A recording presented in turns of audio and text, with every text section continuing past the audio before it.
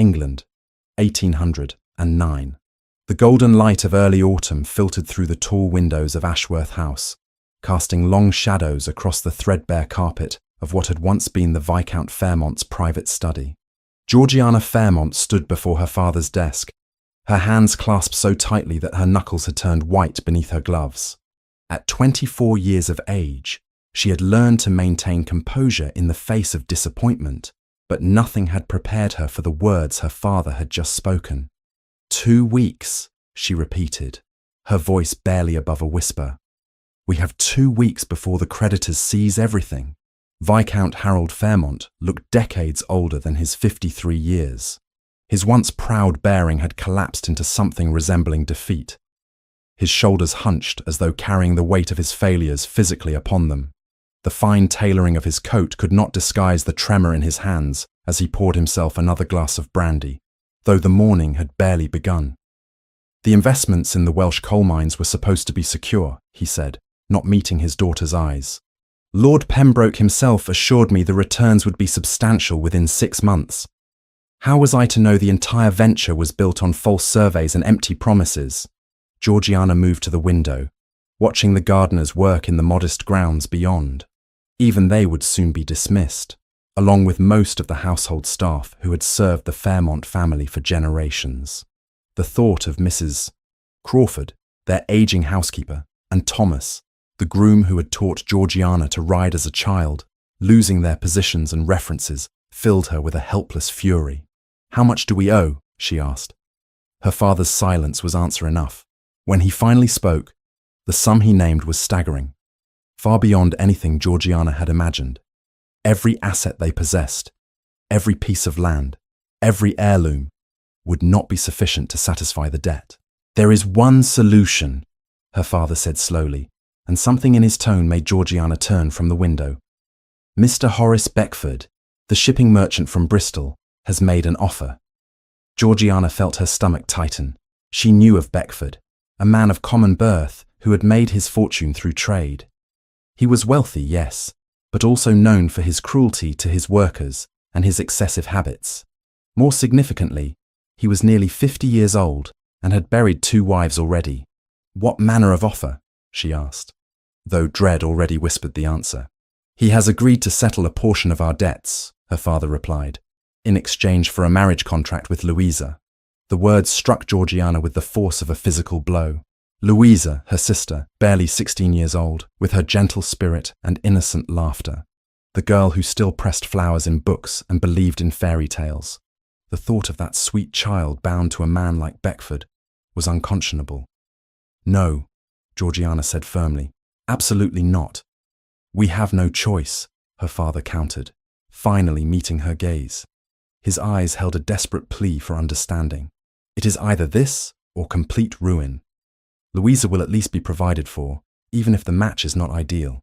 "Not ideal?" Georgiana's voice rose despite her efforts to remain calm. "The man is a brute, father. There are rumors about how his previous wives died. I will not allow Louisa to be sacrificed to your poor judgment." "Then what would you have me do?" her father shouted, slamming his glass down upon the desk. "Watch as bailiffs tear apart our home. See your mother and sister turned out onto the streets.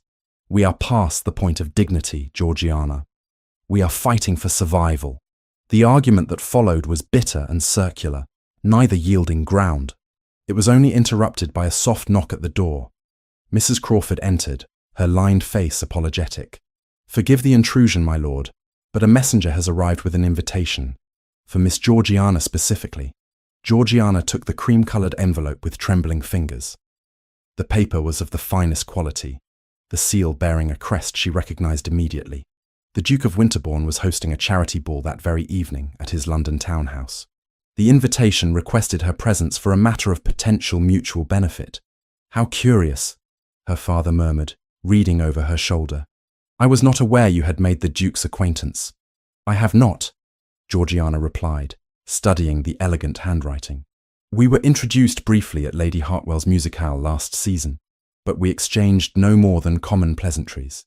Yet here was a personal invitation, delivered with unusual haste, suggesting something far beyond social courtesy."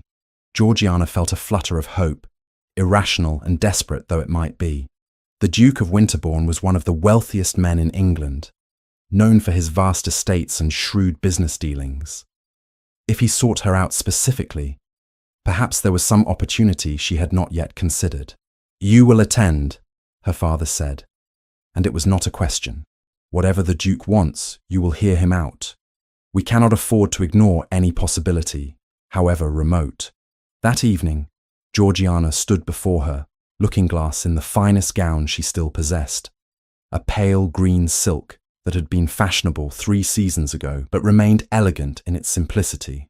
Her golden hair had been arranged in a style befitting a lady of quality, though her maid's hands had shaken with the knowledge that this might be one of the last times she performed such service. "You look beautiful, miss," the girl said softly. "Whatever happens tonight, hold your head high. You are a Fairmont." The Duke of Winterbourne's London residence was magnificent, a testament to generations of accumulated wealth and power. As Georgiana's modest carriage pulled up to the entrance, she observed the flood of London's elite arriving in their finery, jewels glittering in the lamplight. She felt suddenly small and insignificant, a minor nobleman's daughter drowning in debt, pretending to belong among these people who had never known true want. The ballroom was breathtaking, crystal chandeliers casting rainbow light across marble floors and gilded walls. An orchestra played in one corner, while servants circulated with champagne and delicacies. Georgiana accepted a glass simply to have something to hold, her eyes scanning the crowd for her mysterious host. She did not have long to wait. "Miss Fairmont." The voice was deep and cultured, carrying an authority that made nearby conversations falter. "I am pleased you accepted my invitation." Georgiana turned to face Philip Grayson, Duke of Winterbourne, and felt her breath catch despite herself. He was tall, perhaps 6 feet, with dark chestnut hair and eyes of such a pale, icy blue, they seemed almost unnatural in their intensity. His features were aristocratic and severe, the face of a man who had never needed to smile to command attention. He wore his formal evening attire with the ease of one born to it, every detail perfect, every movement controlled. "Your Grace," she curtsied appropriately. "Your invitation was most intriguing." "Direct and honest," he observed, the faintest suggestion of approval in his tone. "I appreciate that quality, Miss Fairmont. Shall we speak somewhere more private? I have a proposition that requires discretion." He offered his arm, and Georgiana took it, acutely aware of the curious glances following them as the Duke led her from the ballroom to a smaller sitting room down a quiet corridor. Once inside, he closed the door, but left it slightly ajar, maintaining propriety while ensuring privacy. "I will be equally direct, Miss Fairmont," he began without preamble. "I am aware of your family's financial difficulties. I know that your father owes considerable sums to several creditors and that a Mr. Horace Beckford has made an offer regarding your younger sister." Georgiana felt heat rise to her cheeks, shame and anger warring within her. "I was not aware our private misfortunes had become public knowledge." "They have not, generally speaking," the Duke replied.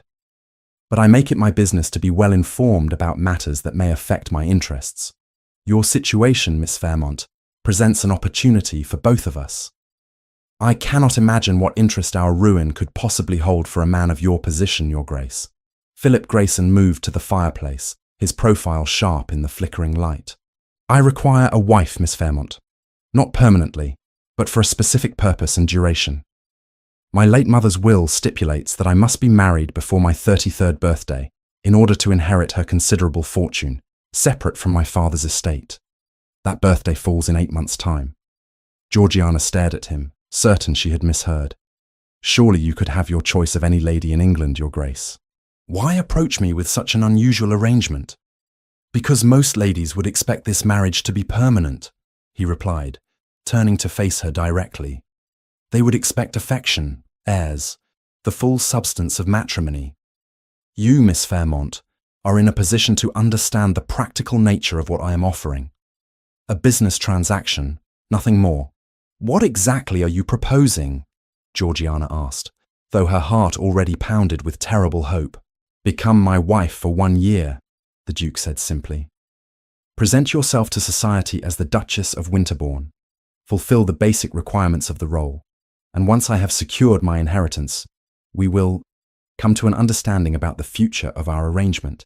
In exchange, I will pay your father's debts in their entirety and provide a generous dowry for your sister, freeing her from this unfortunate engagement to Mr. Beckford.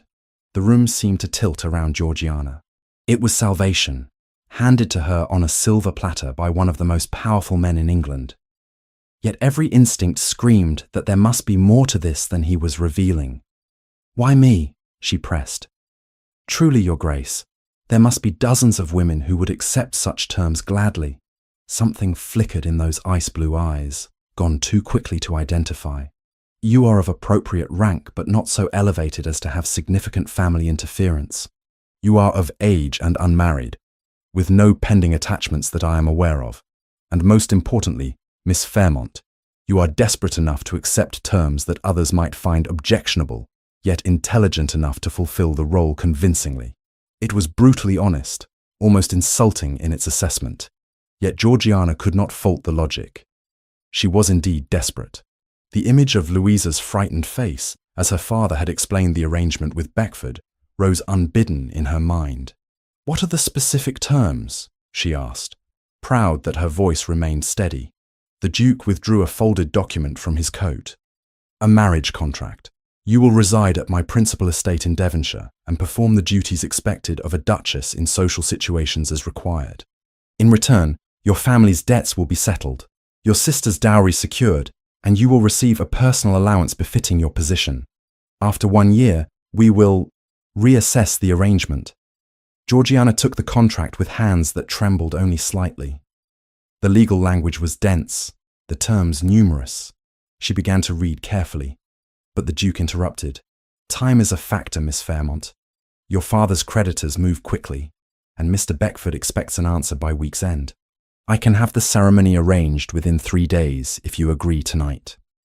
3 days. Barely time to comprehend what she would be committing to, let alone review this contract thoroughly. Yet what choice did she have? Louisa's future, her family's survival, all hung in the balance. "You promise the arrangement will be temporary?" she asked, searching his face for some hint of deception. "After 1 year, I will be free." "You have my word as a gentleman," the Duke replied. It should have been enough. A duke's word was supposed to be sacred, inviolable. Yet something in his careful phrasing, in the way he did not quite meet her eyes as he said it, sent a whisper of warning through Georgiana's mind. But the alternative was Louisa, married to a monster, her family disgraced and destitute. "I accept," Georgiana said, before she could think better of it. "I will be your Duchess, Your Grace." She took the offered pen and signed her name at the bottom of the contract, barely scanning the pages above. It was only later, much later, that she would realize what she had truly agreed to. The journey from London to Devonshire took 3 days, each mile carrying Georgiana further from everything familiar into a future she could scarcely comprehend. The wedding had been conducted with swift efficiency at a small chapel in London. Witnessed only by the Duke's solicitor and a clerk pulled from the street, there had been no flowers, no celebration, no kiss to seal the vows. Philip had signed the register, offered his arm for the brief walk back to the carriage, and then retreated into silence so complete it felt almost hostile. Now, as the Duke's elegant travelling coach crested the final hill revealing Winterbourne Hall below, Georgiana understood for the first time the true magnitude of what she had agreed to. The estate stretched across the valley like a small kingdom unto itself, the main house a magnificent Georgian structure of honey-coloured stone, with 2 symmetrical wings extending from a central block crowned with classical pediments. Formal gardens surrounded the residence in geometric precision, while beyond them she could see tenant farms, woodland, and pastures dotting the landscape for what appeared to be miles in every direction. "It is beautiful," she said quietly, breaking the silence that had persisted since their last stop. Philip glanced up from the papers he had been reviewing throughout the journey. "It has been in my family for 6 generations, he replied, his tone suggesting he was merely stating a fact rather than expressing any particular pride. The main house was completed in 1768, though portions of the original Tudor structure remain in the east wing. "And this is where I am to live?" Georgiana asked, though the answer was obvious. "Where we are to live," he corrected, returning his attention to his documents. "You will find your chambers prepared in the west wing. The household staff has been informed of your arrival and will attend to your needs." The carriage rolled to a stop before the imposing entrance, where what appeared to be the entire household staff had assembled in two neat lines. Georgiana counted at least 30 people, from the distinguished elderly man, who must be the butler, to a tiny maid who could not have been more than 12 years old. All stood at rigid attention, their expressions carefully neutral as they waited to greet their new mistress. Philip descended first and offered his hand to assist Georgiana. As her feet touched the gravel drive, she was acutely conscious of all those eyes upon her, judging, assessing, wondering what manner of woman had captured their famously aloof master. "May I present Her Grace, the Duchess of Winterbourne," Philip announced to the assembled staff, his voice carrying the weight of absolute authority. "You will extend to her every courtesy and obedience that her position demands." The elderly butler stepped forward and bowed deeply. "Your Grace, I am Harrington. I have served the Grayson family for 43 years, and it is my honour to welcome you to Winterbourne Hall. If there is anything you require, you have only to ask." "Thank you, Harrington," Georgiana replied, summoning every ounce of composure she possessed. "I look forward to learning the ways of the household." One by one, the staff was introduced. The housekeeper, Mrs. Prescott, a stern-faced woman with iron-grey hair and sharp eyes. The cook, Mrs. Dalton, whose generous figure spoke well of her culinary skills. The head gardener, Mr. Fletcher, the stablemaster, young William, and on through footmen, maids, and various other servants whose names and positions blurred together in Georgiana's exhausted mind. When the introductions concluded, Philip turned to her with that same cool formality. "Mrs. Prescott will show you to your rooms. I have business matters requiring my attention. We will dine at 8 this evening." He strode into the house without waiting for her response, leaving Georgiana standing alone before the assembled staff. She felt suddenly like an imposter, a girl playing dress-up in a role far beyond her abilities. But she was a Fairmont, and Fairmonts did not crumble under scrutiny. "Mrs. Prescott," she said, squaring her shoulders, "I would be grateful if you would show me to my chambers." The west wing proved to be a suite of rooms more luxurious than anything Georgiana had experienced in her father's modest home. A sitting room decorated in soft blues and creams opened into a spacious bedchamber dominated by a carved mahogany bed hung with silk curtains.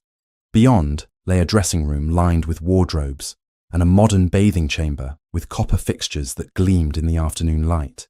"His Grace had the rooms redecorated in anticipation of your arrival," Mrs. Prescott explained, her tone carefully neutral.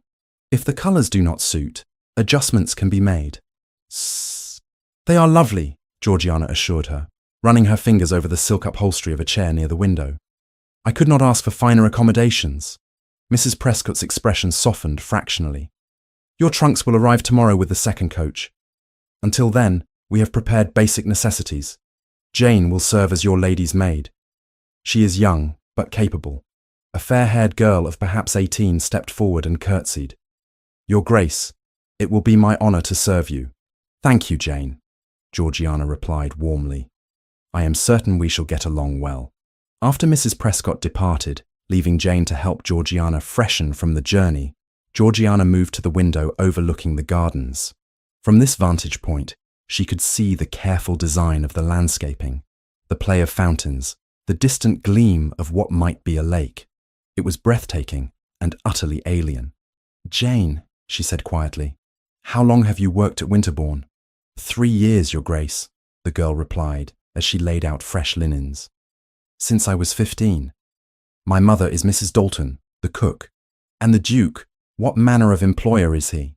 Jane hesitated, clearly torn between honesty and propriety. "His Grace is fair," she said finally. "He expects excellence but rewards loyal service. He is not given to warmth, but neither is he cruel."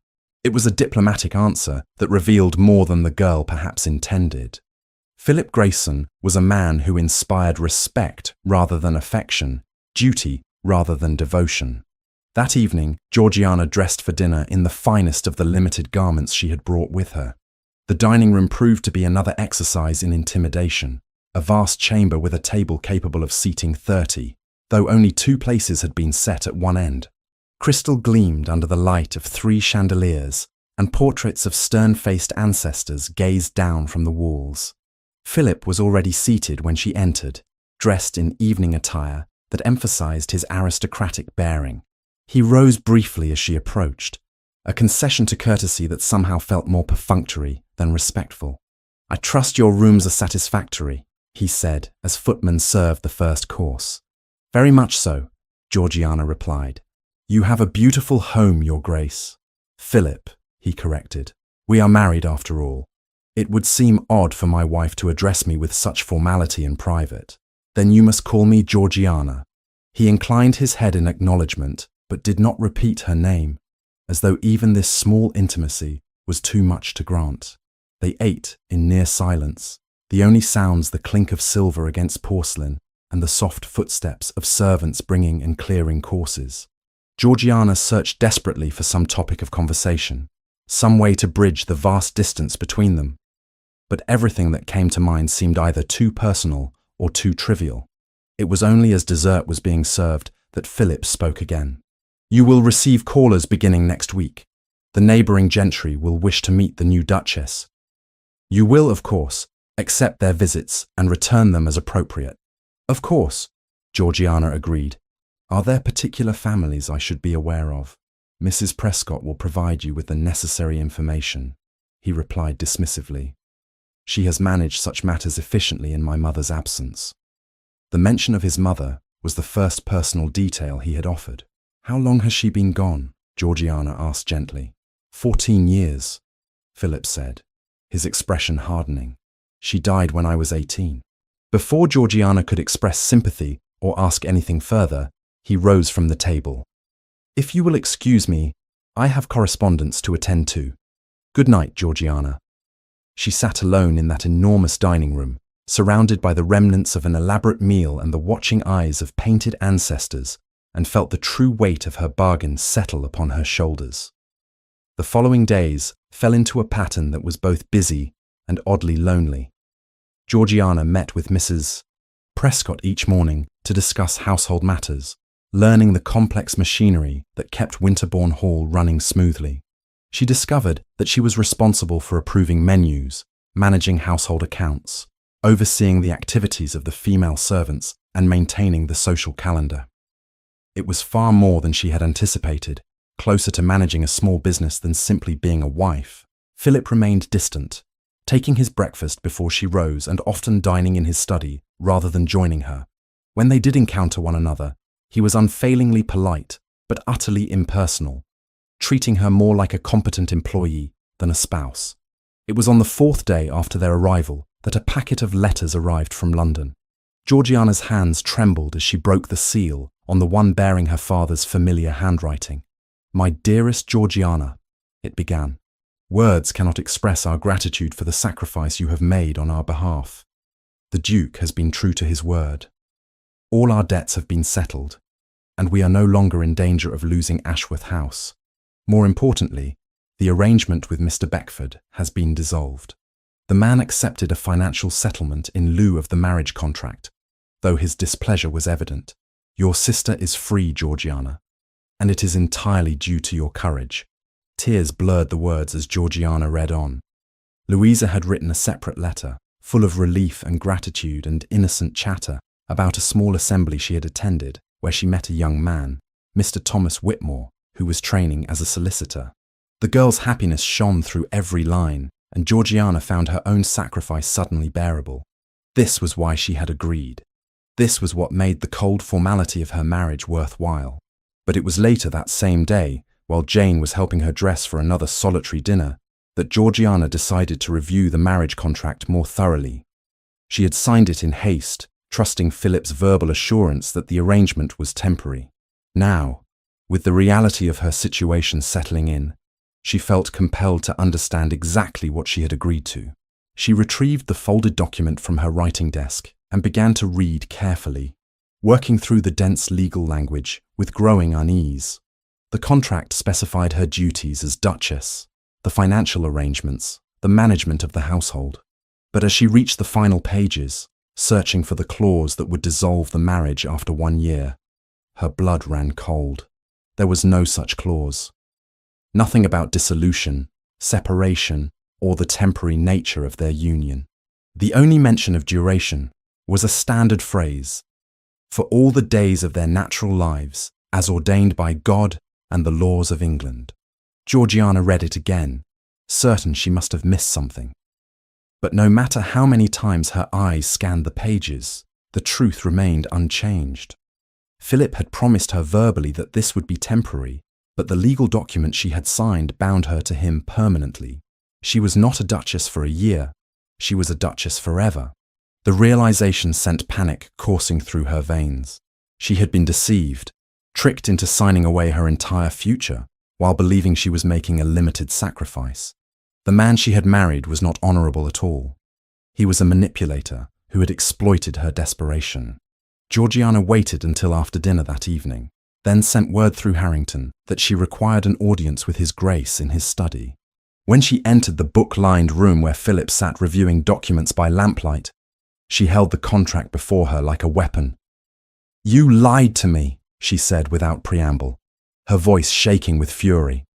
Philip looked up, his expression unchanging. "I beg your pardon." "This contract," Georgiana thrust it toward him. "You promised me this marriage would last 1 year. You gave me your word as a gentleman. But there is no provision for dissolution anywhere in these pages." He set down his pen with deliberate care. "I believe I said we would reassess the arrangement after 1 year. I never specified that it would end. That is sophistry, and you know it," Georgiana shot back, her anger overriding her caution. "You deliberately misled me to secure my agreement." "I secured an agreement that was mutually beneficial," Philip replied coolly. "Your family's debts are paid. Your sister is free. These results would not change regardless of the contract's specific terms." "But my freedom would," Georgiana said, hearing her voice crack despite her efforts to remain composed. "I thought I was trading 1 year for their salvation. Instead, I have traded my entire life." Philip rose and moved to the window, his profile sharp against the darkened glass. "Perhaps you should have read the contract more thoroughly before signing." The casual cruelty of his words struck her like a physical blow. "How dare you?" she whispered. "How dare you take advantage of my desperation? What manner of man manipulates a woman in such straits?" He turned to face her, and for a moment something flickered in those ice-blue eyes. Guilt, regret. It was gone too quickly to identify. "The manner of man who requires a wife and knows that women with more options would never agree to the terms I need." "What terms?" Georgiana demanded. "Why go to such lengths to trap someone into marriage? You could have your choice of any lady in England." "Could I?" A bitter smile twisted his lips. "You know nothing of my circumstances, Georgiana. Nothing of why this arrangement was necessary." "Then enlighten me," she challenged. "If I am to be bound to you for life, I deserve to know why." For a long moment, Philip said nothing. Then he moved to a locked drawer in his desk, withdrew a key from his waistcoat, and retrieved a document. "This is my mother's will." Read the relevant section. Georgiana took the papers and scanned until she found the clause he indicated. Her eyes widened as she absorbed the full implications. She required that you be married before receiving your inheritance, but also that you remain married for a minimum of 5 years, or the funds revert to distant cousins. "Precisely," Philip confirmed. 1 year would have been insufficient. I needed a wife who would fulfill the obligation for its full duration without the complications that genuine affection might bring. "So you found someone desperate enough to agree under false pretenses," Georgiana said flatly. "I found someone in a position to understand necessity," he corrected. "Make no mistake, Georgiana. I have fulfilled my part of our bargain. Your family is saved. You live in comfort and luxury. What you do with those circumstances is your affair. But you will remain the Duchess of Winterbourne." The finality in his voice made clear that further argument was useless. Georgiana turned to leave, then paused at the door. You may have secured my presence, Your Grace, but you will never secure my loyalty. I will perform the duties required of me, but do not mistake compliance for contentment. I expect nothing more, Philip replied, already returning to his paperwork. Georgiana fled to her chambers, where she dismissed Jane and gave in to the tears that had been threatening since she discovered the truth. She had saved her family, but at what cost to herself? She was trapped in a marriage of convenience that would never be anything more, bound to a man who saw her as a means to an end, rather than a person deserving of honesty or respect. A soft knock at her door interrupted her despair. "Enter," she called, hastily wiping her eyes. A woman swept into the room without waiting for further invitation. She was perhaps 35, tall and elegant, in an emerald gown that set off her auburn hair and sharp green eyes. Everything about her, from her confident bearing to the slight curl of her lips, suggested someone accustomed to authority. "So you are the new Duchess," the woman said, her tone making it clear this was not a compliment. "How quaint. I am Lady Constance Marlowe, Philip's cousin. I have been managing Winterbourne Hall in the absence of a proper mistress for the past 3 years. Georgiana rose, drawing on reserves of dignity she did not know she possessed. "Lady Constance, I was not aware we were expecting guests." "I am hardly a guest," Constance replied, circling the room as though inspecting it. "This is practically my home. I was rather surprised when Philip informed me he had taken a wife, and such a hasty marriage too. One cannot help but wonder what circumstances necessitated such haste." The insinuation was clear and deeply insulting. "The circumstances of my marriage are between my husband and myself," Georgiana said coldly. Constance laughed, a brittle sound without warmth. "Oh, my dear, do not pretend this was a love match. Philip does not possess the capacity for such sentiment. Whatever arrangement you have made, I suggest you not grow too comfortable in your role. These situations have a way of resolving themselves, and when they do, Winterbourne Hall will return to those who truly understand it." "I am the Duchess of Winterbourne," Georgiana replied, her voice steady despite the fear coiling in her stomach. "That is not a role I intend to relinquish." Constance's smile sharpened. "We shall see, my dear. We shall see." After the woman departed, Georgiana sank into a chair, her entire body trembling. She had thought herself prepared for the challenges of this marriage, but she had not anticipated the depth of Philip's deception, or the hostility she would face from his family. She was alone in a house that did not want her, bound to a man who had manipulated her, surrounded by people who saw her as an interloper. But she was also a woman who had sacrificed everything to save those she loved. And she would not be defeated. Not by Philip's coldness, not by Constance's malice, not by any of the obstacles that stood before her. If she was to be the Duchess of Winterbourne, then she would be a duchess worthy of the title, regardless of the circumstances that had brought her here. The battle for her place had begun, and Georgiana Fairmont Grayson intended to win. The weeks following Lady Constance's unwelcome arrival settled into a pattern that Georgiana refused to accept as permanent. If she was to be trapped at Winterbourne Hall, bound by a contract she had signed in desperation, then she would not waste her days in passive misery. She was the Duchess of Winterbourne, and she intended to make that role mean something beyond mere title. Her first act of rebellion was subtle. During her daily meetings with Mrs. Prescott, Georgiana began asking questions that went beyond the superficial.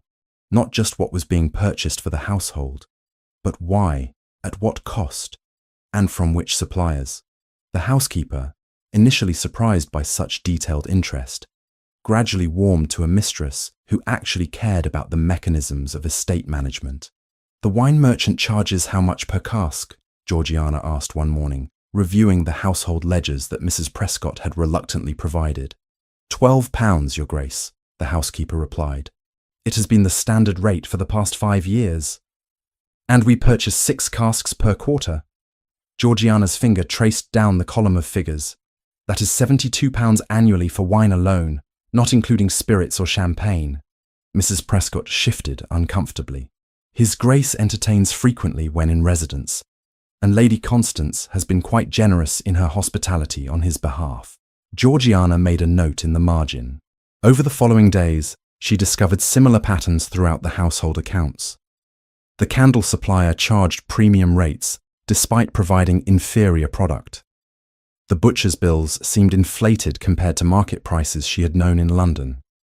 The dressmaker who had been commissioned to create a wardrobe for the new Duchess quoted sums that would have funded an entire season's worth of gowns elsewhere. When she raised these concerns with Mrs. Prescott, the housekeeper's expression became guarded. "Lady Constance has managed these arrangements for 3 years, Your Grace. I am certain she secured the best terms available." "Then Lady Constance was either incompetent or dishonest," Georgiana replied calmly. "I shall be renegotiating these contracts personally." Word of the new Duchess's interference reached Lady Constance within hours. She swept into Georgiana's sitting room without knocking, her face flushed with indignation. "How dare you question my management of this household?" Constance hissed, her green eyes flashing with fury. "I have maintained Winterbourne Hall to the highest standards in Philip's mother's absence." "The highest standards would not include paying £12 for wine we could obtain for 8, Georgiana replied, without looking up from the ledger before her. "Nor would they involve purchasing inferior candles at premium prices, simply because the supplier is your friend's cousin." Constance's flush deepened. "You presume much for a woman who signed a marriage contract without even reading it properly. We all know the truth of your situation, Georgiana. You are here on sufferance, not by right." "I am here as Philip's wife, legally bound and properly married," Georgiana corrected, finally meeting the other woman's gaze. "My position is unassailable, regardless of the circumstances that brought me here. Yours, however, is entirely dependent upon my tolerance." "Einzel, we shall see how long that lasts," Constance said coldly. "Philip may have married you out of necessity, but he trusts me. We have been companions since childhood. I know him in ways you never will." After Constance departed, leaving a wake of barely suppressed rage, Georgiana felt her hands trembling. She had made an enemy, that much was certain. But she had also established boundaries, claimed territory that was rightfully hers as mistress of the household. Over the following weeks, Georgiana systematically reviewed every aspect of Winterbourne's operations. She met with the stable master and discovered that the feed supplier was charging rates well above market value. She toured the gardens with Mr. Fletcher and learned that the previous year's landscaping project had cost nearly double what it should have. Everywhere she looked, she found evidence of waste, inefficiency, and what increasingly appeared to be deliberate mismanagement. The savings she implemented were substantial. By renegotiating contracts, eliminating unnecessary expenditures, and bringing proper oversight to household purchases, Georgiana reduced monthly operating costs by nearly 30%. She kept meticulous records, documenting every change and its financial impact. Philip noticed, of course. It would have been impossible for him not to, given that his personal secretary brought him monthly accounting summaries. But he said nothing directly to Georgiana, acknowledging her efforts only through a brief note delivered by Harrington. The recent improvements to household efficiency are noted and appreciated. It was hardly effusive praise, but coming from a man who spoke to her only when absolutely necessary, Georgiana took it as a small victory. Lady Constance's response was less measured. Finding her influence systematically dismantled, she turned to more subtle forms of warfare. Whispers began to circulate among the neighbouring gentry, carefully planted suggestions about the new Duchess's questionable origins and the suspicious haste of her marriage to the Duke. "I heard her father was practically destitute," Lady Pemberton remarked to her companion at a garden party hosted by the local squire's wife. "Sold his daughter to the highest bidder to escape debtor's prison." "And the Duke, such a tragic figure," another lady added with false sympathy. "Forced to marry out of necessity when his heart clearly belongs elsewhere." The rumours reached Georgiana through Jane, who heard them from the other servants at the gathering. "They say terrible things, Your Grace," the girl reported, her young face troubled. "About how you trapped His Grace into marriage." Georgiana absorbed this information with outward calm, though inwardly she seethed. She knew precisely who was spreading these tales. Constance might have left Winterbourne Hall, but her poison lingered. Yet what Georgiana did not know was that Lady Constance's machinations extended beyond mere gossip. In her bitterness at being displaced, Constance had begun corresponding with Lord Edmund Hartley, Philip's distant cousin, and a man with his own grievances against the Duke. The letters were carefully worded, full of innocent family news. But they contained enough details about Philip's sudden marriage and the circumstances surrounding it to pique Edmund's considerable interest. The test of Georgiana's position came in early October when Philip announced they would be hosting a reception for the local gentry. It would be Georgiana's formal introduction to Devonshire society as the Duchess of Winterbourne, and everyone from the neighbouring estates would attend, curious to assess the woman who had captured England's most elusive bachelor. "You will, of course, conduct yourself appropriately," Philip instructed during one of their rare private conversations. "First impressions are critical in these matters. I am aware of what is expected," Georgiana replied coolly. "I may have been forced into this marriage through deception, but I am still the daughter of a viscount. I know how to conduct myself in society." Something flickered in Philip's expression at her sharp tone, but he merely nodded. "Mrs. Prescott will assist with the arrangements. The guest list is already prepared." The night of the reception, Georgiana dressed with unusual care in a gown of deep sapphire silk that Jane had helped select from the new wardrobe Philip had commissioned. The colour brought out the green of her eyes and complemented her fair complexion. She wore the Grayson sapphires, a magnificent necklace and earring set that Philip's mother had worn, delivered to her chambers that afternoon with a note in Philip's hand. "These belong to the Duchess of Winterbourne. Wear them tonight."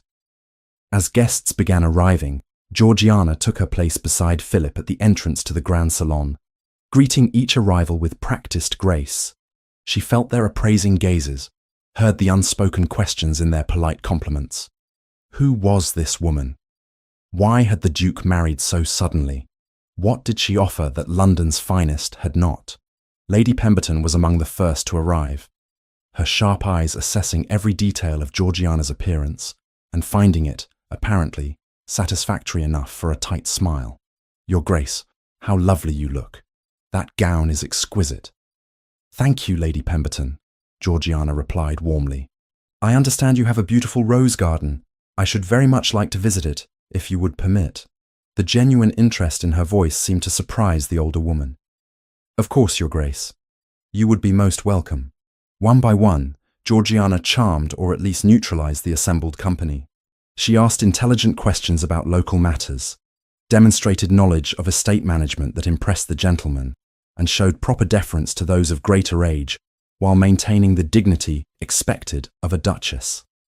When Mrs. Hartwell, the vicar's wife, mentioned the struggling village school, Georgiana immediately expressed interest in supporting its expansion, referencing the improvements Philip's mother had initiated years earlier. "You have studied the late Duchess's charitable works," Mrs. Hartwell observed with approval. "She would be pleased to know they continue." From across the room, Philip watched his wife navigate the social complexities with unexpected skill. She was not the most beautiful woman present, nor the most fashionably dressed, but there was something compelling about her composure, her intelligence, her genuine interest in those around her. He found himself listening to her conversations, noting how she deflected intrusive questions with grace and redirected attention away from the circumstances of their marriage toward more neutral topics. When Lady Pemberton attempted to probe into the speed of their courtship, Georgiana smiled serenely and replied, "Sometimes one simply knows when a match is right. Would you not agree? My parents had an equally brief engagement, and they enjoyed 40 happy years together before my mother's passing." It was a masterly deflection, invoking sentiment while revealing nothing of substance. Philip felt an unfamiliar stirring of respect. The evening progressed smoothly until Lady Constance's name arose in conversation. One of the guests, apparently unaware of the tension, remarked, "Such a pity Lady Constance could not attend. She has always been such a gracious presence at Winterbourne gatherings." "Lady Constance has her own estates to manage," Georgiana replied smoothly. "I am certain she is much occupied with her responsibilities there." "Still, it must be difficult," the guest persisted with unfortunate insensitivity, "to fill the shoes of someone who has been so integral to Winterbourne for so long." "I am not attempting to fill anyone's shoes," Georgiana said, her voice pleasantly firm. "I am forging my own path as Duchess, with different strengths and different approaches. Comparison serves no useful purpose." The subtle rebuke was delivered so graciously that the guest could only nod and retreat. But the message was clear to all who heard. Georgiana would not be diminished by references to her predecessor in the role. Later, as the last guests departed and the servants began clearing the salon, Philip found Georgiana standing alone by the windows, her shoulders betraying a weariness her face had not shown all evening. "You managed that well," he said quietly. She turned, surprise evident in her expression. "Thank you. I trust the reception met your expectations." "It exceeded them," Philip admitted. "You have a gift for managing people, for making them feel heard while revealing nothing you do not wish known. A necessary skill when one's position is built on secrets," Georgiana replied, a note of bitterness creeping into her voice. Philip was silent for a moment. "I noticed the changes you have made to the household operations. The cost reductions are significant." "Lady Constance was either incompetent or corrupt," Georgiana said bluntly. "I suspect the latter, given that several of the suppliers she favoured have family connections to her." "You should have brought this to my attention." "Why?" Georgiana met his gaze directly. "So you could dismiss my concerns as the complaints of a meddling wife. I prefer to demonstrate competence through results rather than request permission to do the job I am already obligated to perform." Something shifted in Philip's expression. A crack in the ice that usually armoured his features. "You judge me harshly." "I judge you accurately," Georgiana countered. "You manipulated me into a marriage you knew I believed to be temporary. You have barely spoken to me in the week since we arrived here. You treat me as a competent employee rather than a wife. Harsh judgment requires harsh behaviour to inspire it. You do not know the full circumstances," Philip said, his voice low. "Then perhaps you should enlighten me," Georgiana challenged. "If we are to be bound together for years, surely I deserve more than coldness and silence." For a long moment, Philip simply looked at her, an internal struggle visible in his eyes. Then he moved to the sideboard and poured himself a generous glass of brandy, draining half of it before speaking. "5 years ago," he began slowly, "I was engaged to be married. Lady Catherine Hartley, daughter of the Earl of Westbrook. Beautiful, accomplished, from an impeccable family. Everything society deemed appropriate for a duchess." Georgiana remained silent, sensing that any interruption would shatter this unexpected moment of revelation. "The wedding was to be the event of the season," Philip continued, pouring another glass. 500 guests, St. George's in London, every detail perfect. I was young enough then to believe in romantic ideals, fool that I was. I thought I loved her. I certainly believed she loved me." He drank again, the brandy loosening words that had clearly been locked away for years. "The morning of the wedding I received a letter. Catherine had eloped the night before with my cousin, Lord Edmund Hartley. She wrote that she had realised she could not marry a man as cold and unfeeling as I, that Edmund offered the passion and warmth I was incapable of providing." "Philip," Georgiana breathed, genuine sympathy flooding through her despite their complicated circumstances. "The guests were already arriving at the church," he said flatly. "I had to stand before 500 people and announce that there would be no wedding, that my bride had chosen another man. The scandal was tremendous, the humiliation complete." He turned to face her, his expression raw in a way she had never seen. "So you see, Georgiana, I learned then what trusting in promises and romantic sentiment earns a man. Betrayal, public shame, the destruction of every foolish hope one might have harboured." "Not every person is capable of such cruelty," Georgiana said gently. "No," Philip agreed. "But how does one distinguish the trustworthy from the treacherous until it is too late? The contract you signed may have been born of my need for an heir and my mother's stipulations. But its true purpose was to ensure I would never again be abandoned. I required a wife who could not leave, who was bound by law and necessity rather than affection that might fade or transform into betrayal." Georgiana understood then, truly understood, the man before her. He was not cruel by nature, but wounded, building walls so high that no one could reach him to cause further harm. His manipulation of her had been wrong, but it had been born of fear rather than malice. "I am sorry," she said quietly, "for what Catherine did to you, for the pain it caused. But Philip, trapping me in marriage to protect yourself from future hurt is not the answer. It only ensures that we are both prisoners here. Perhaps, he acknowledged, finishing his brandy. But it is the prison I chose, and I will not apologize for that choice.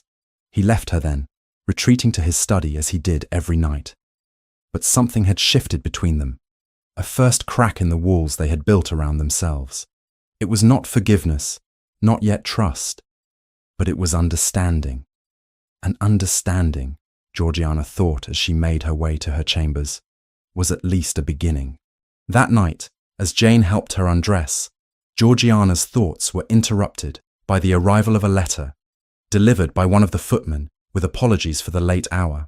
She recognized Louisa's handwriting immediately and broke the seal eagerly. The letter was full of her sister's characteristic enthusiasm, thanks for Georgiana's sacrifice, and news of the family's much improved circumstances. But it was the final paragraph that made Georgiana smile, despite everything. I must tell you of the most wonderful occurrence, dearest sister.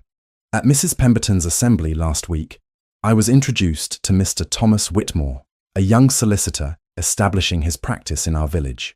He is intelligent, kind, and we spent the entire evening in conversation about books and ideas. I know it is foolish to hope after only one meeting, but I find myself thinking of him constantly. For the first time, I understand what it means to wish for someone's company above all others. I pray I might see him again soon. Georgiana folded the letter carefully, her heart swelling with gratitude. Whatever her own situation, Louisa was free to find love, to make her own choices, to build a future unburdened by debt or desperation. That alone made Georgiana's sacrifice worthwhile. As she lay in her bed that night, staring at the canopy above, Georgiana reflected on all that had changed in so short a time. She had come to Winterbourne as a prisoner, trapped by circumstance and deception. But she was building something here, carving out a role that mattered, proving her worth through competence and intelligence. And Philip, despite his coldness, had revealed a vulnerability that made him seem less monster and more wounded man. She did not love him. Not yet, perhaps, not ever. But she understood him better now. And understanding was the foundation upon which everything else might eventually be built. If they were to be bound together, then they would be bound as partners, not as jailer and captive. The battle for Winterbourne Hall was far from over, but Georgiana had won several important victories. She had proven herself capable, earned the respect of the local society, and glimpsed the human heart beating beneath Philip's icy exterior. Tomorrow would bring new challenges, she knew. Lady Constance's machinations had not ended, and the secret correspondence with Lord Edmund Hartley would eventually bear poisonous fruit. But tonight, Georgiana Fairmont Grayson, Duchess of Winterbourne, slept with the quiet satisfaction of a woman who had found her footing in uncertain terrain and refused to be defeated by circumstances beyond her control. The autumn rains came early that year, confining the household to indoor pursuits for days at a time. It was during one such grey afternoon, as Georgiana sat in the library reviewing estate correspondence, that Philip entered seeking a volume on agricultural improvements. He paused upon seeing her, as though debating whether to retreat to his study, then moved forward with visible resolve. "I did not mean to disturb you," he said, his tone less formal than usual. "You are not disturbing me," Georgiana replied, setting aside her papers. "This is your library, after all. I am merely borrowing it." "It is our library," Philip corrected, moving to the shelves. "Everything at Winterbourne belongs equally to the Duchess." It was a small concession, but coming from him, it felt significant. He located the volume he sought, then hesitated, rather than departing immediately. "What are you reading?" he asked, gesturing to the leather-bound book beside her. "Repton's Theories on Landscape Design," Georgiana answered. "Mr. Fletcher mentioned that the East Gardens need redesigning, and I thought to educate myself before making suggestions." Philip's eyebrows rose. "You are taking an interest in the grounds as well as the household accounts? Is that surprising? A well-designed landscape enhances both the beauty and value of an estate. Besides," she added with a slight smile, I find Repton's arguments about natural beauty versus formal symmetry quite compelling. You favor the natural approach? Philip asked, and there was genuine curiosity in his voice. I believe there is merit in both, Georgiana replied thoughtfully. Formal gardens near the house provide structure and elegance appropriate to the architecture. But beyond that, allowing the landscape to follow its natural contours creates a sense of harmony that rigid geometry cannot achieve. Philip moved closer, examining the diagrams in her book. My mother held similar views. She began redesigning portions of the Eastern approach before she died, but the work was never completed. I would be honored to continue her vision, Georgiana said softly, if you would permit it. For a moment, Philip simply looked at her, something unreadable in his expression. Then he gestured to the architectural folios on a nearby shelf. Those contain my mother's original plans. You may find them useful. Over the following weeks, what began as a single conversation about gardens evolved into something more. Philip began seeking Georgiana's company deliberately, first discussing estate matters, then gradually expanding into other topics. They discovered a shared appreciation for Gothic architecture, debated the merits of various poets, and found themselves spending evenings in the library, engaged in conversations that lasted long past the hour, when Philip typically retreated to his study. Georgiana felt something dangerous stirring within her, an unwelcome warmth when Philip entered a room, a quickening of her pulse when his hand accidentally brushed hers while reaching for the same book. She was developing feelings for the man who had trapped her in marriage, and the realization terrified her. This was not part of their arrangement. Affection would only complicate what was already an impossible situation, yet she could not seem to prevent it. When Philip smiled, truly smiled, at something she said, Georgiana felt a rush of pleasure she had not experienced since girlhood. When he sought her opinion on estate matters, treating her as an intellectual equal rather than a subordinate, she felt valued in ways she had never known.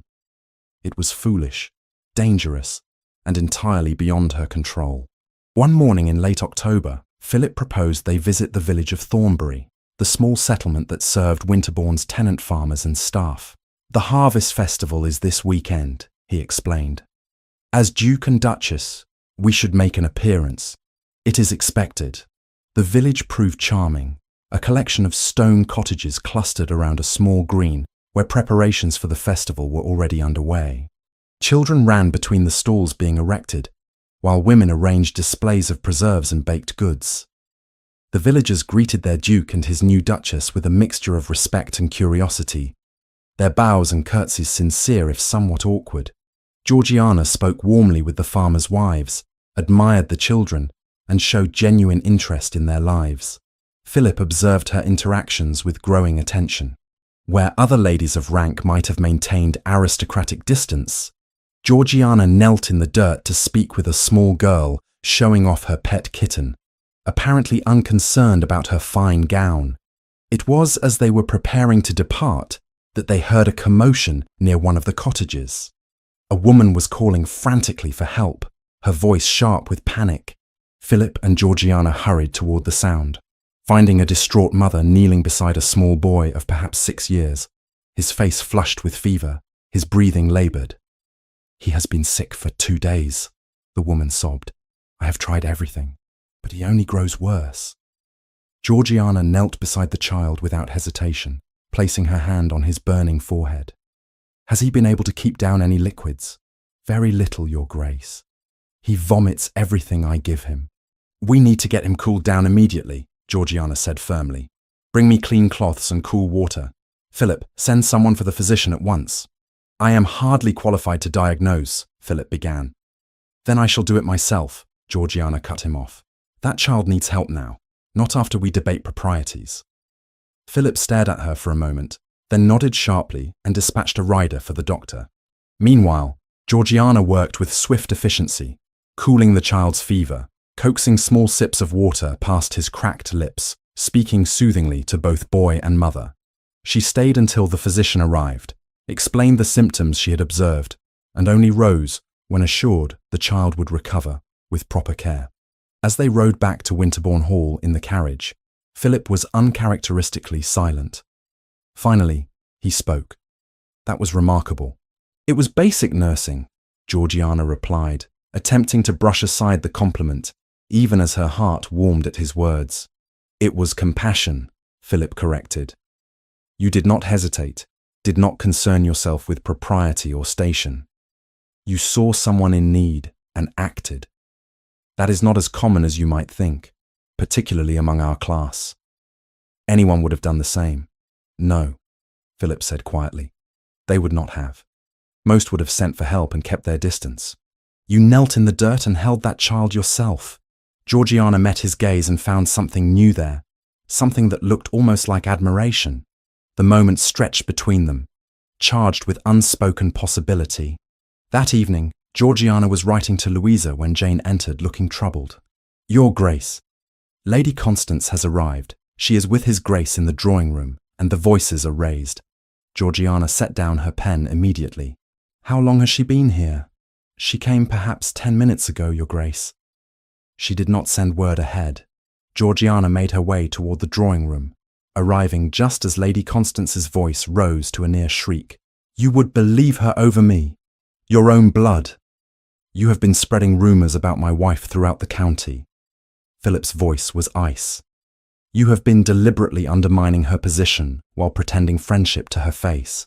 I was protecting you, Constance shot back, from a woman who clearly married you for your fortune and title.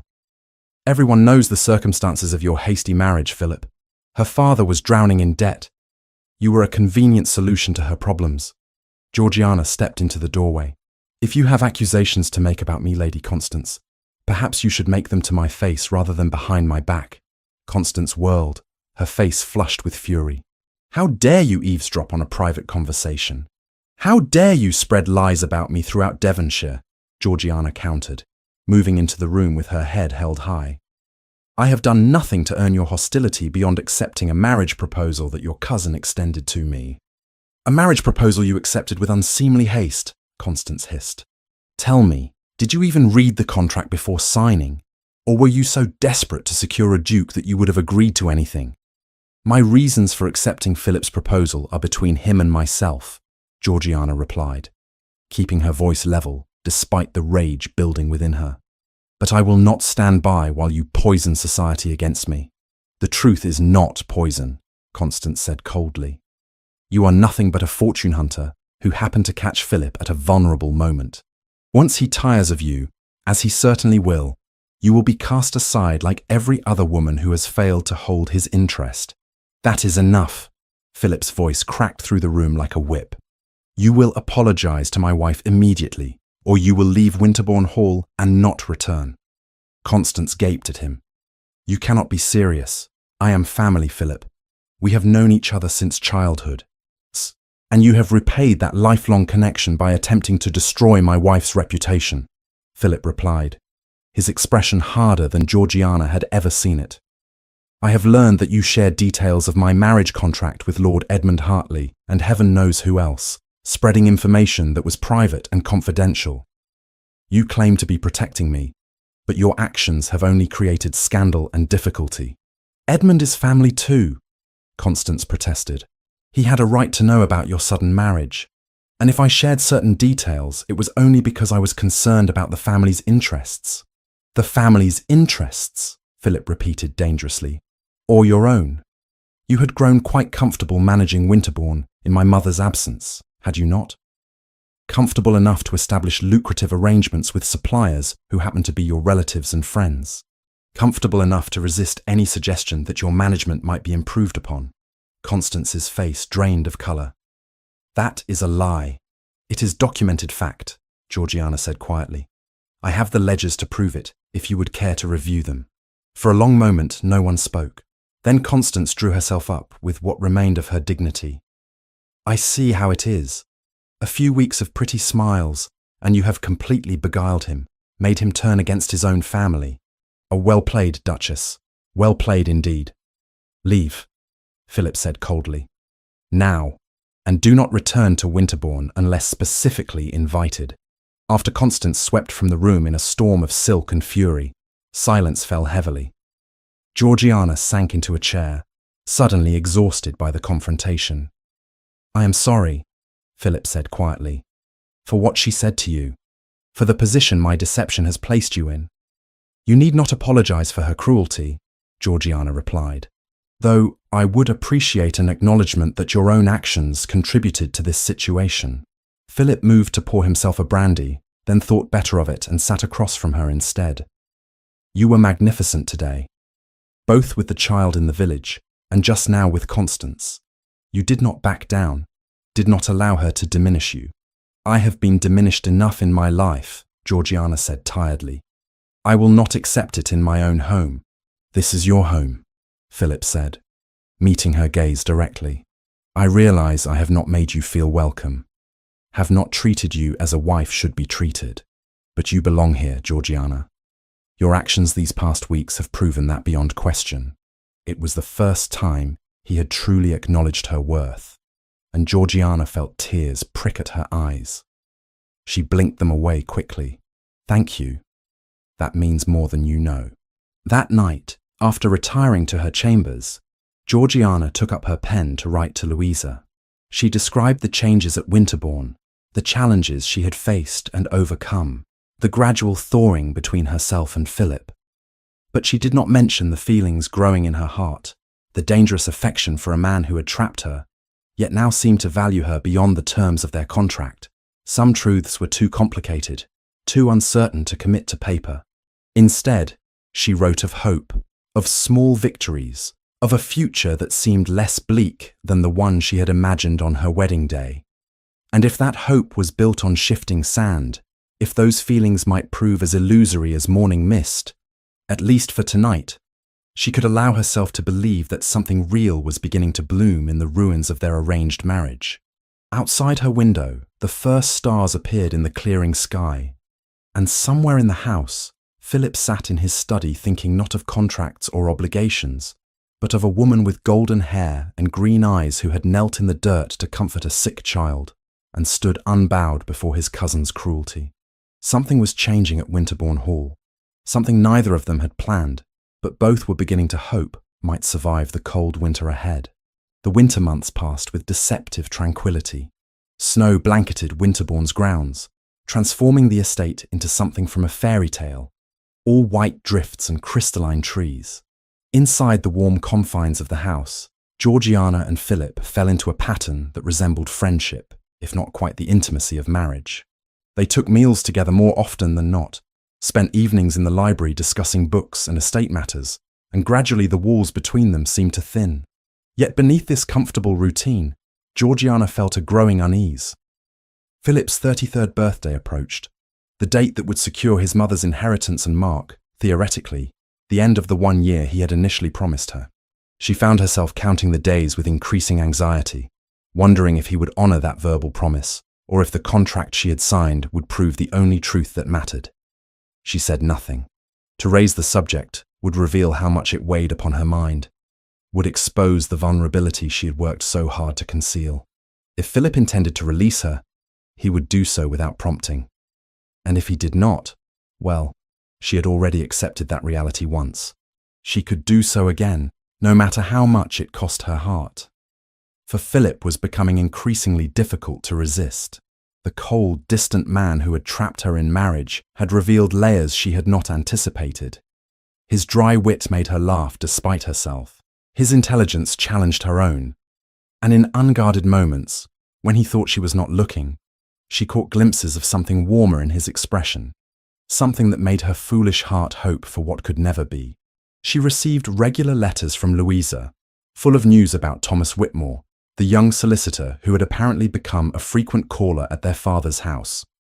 "He brings me books, dearest sister," Louisa wrote in her flowing hand, "and we discuss them for hours.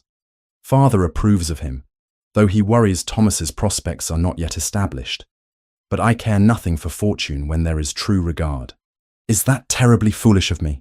Georgiana pressed the letter to her chest, grateful that at least one of them might know love in marriage. That Louisa's sacrifice had not been in vain, even if her own heart was breaking by slow degrees.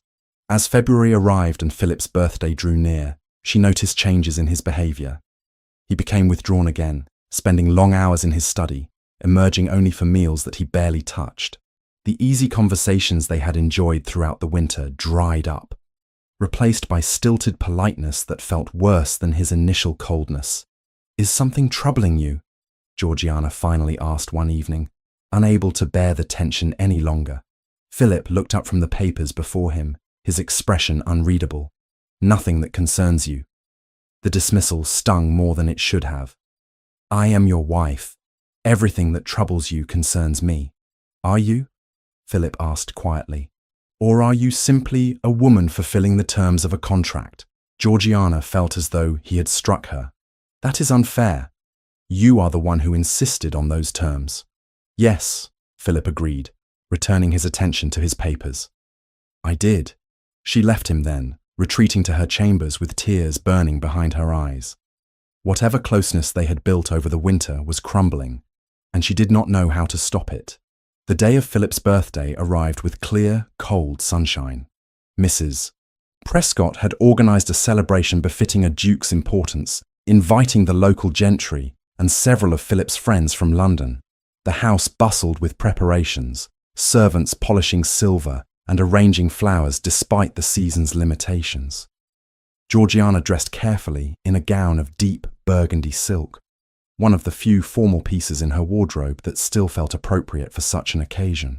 Jane arranged her hair in an elegant style, threading through it a delicate gold chain that had been her grandmother's. "You look beautiful, Your Grace," Jane said softly. "His Grace will surely notice." But when Georgiana descended to the drawing room where pre-dinner drinks were being served, Philip barely glanced at her. He was surrounded by London friends, laughing at some joke she had not heard, and she felt suddenly like an intruder in her own home. The dinner was elaborate, course after course served on the finest china, accompanied by wines from Philip's extensive cellars. Georgiana sat at the opposite end of the long table, making polite conversation with the gentlemen on either side of her, while watching her husband charm the assembled company with the ease of long practice. It was only after dinner, when the men rejoined the ladies in the grand salon, that the Duke's solicitor arrived from London. Mr. Pemberton was an elderly man with silver hair and a grave demeanour, carrying a leather case that everyone recognised immediately. "Your Grace," he said, bowing to Philip, "I bring confirmation from your mother's trustees. All conditions of the late Duchess's will have been satisfied. The inheritance is now fully vested in your name." A ripple of congratulations swept through the assembled guests. Philip accepted them with characteristic composure, though Georgiana noticed his hand tighten around his brandy glass. "The properties in Kent and Surrey, the investments in shipping and railways, all are now yours to command," Mr. Pemberton continued. "The trust has been dissolved as per your mother's instructions. I have all the documents here for your signature." "Tomorrow will be sufficient," Philip replied. "Tonight is for celebration."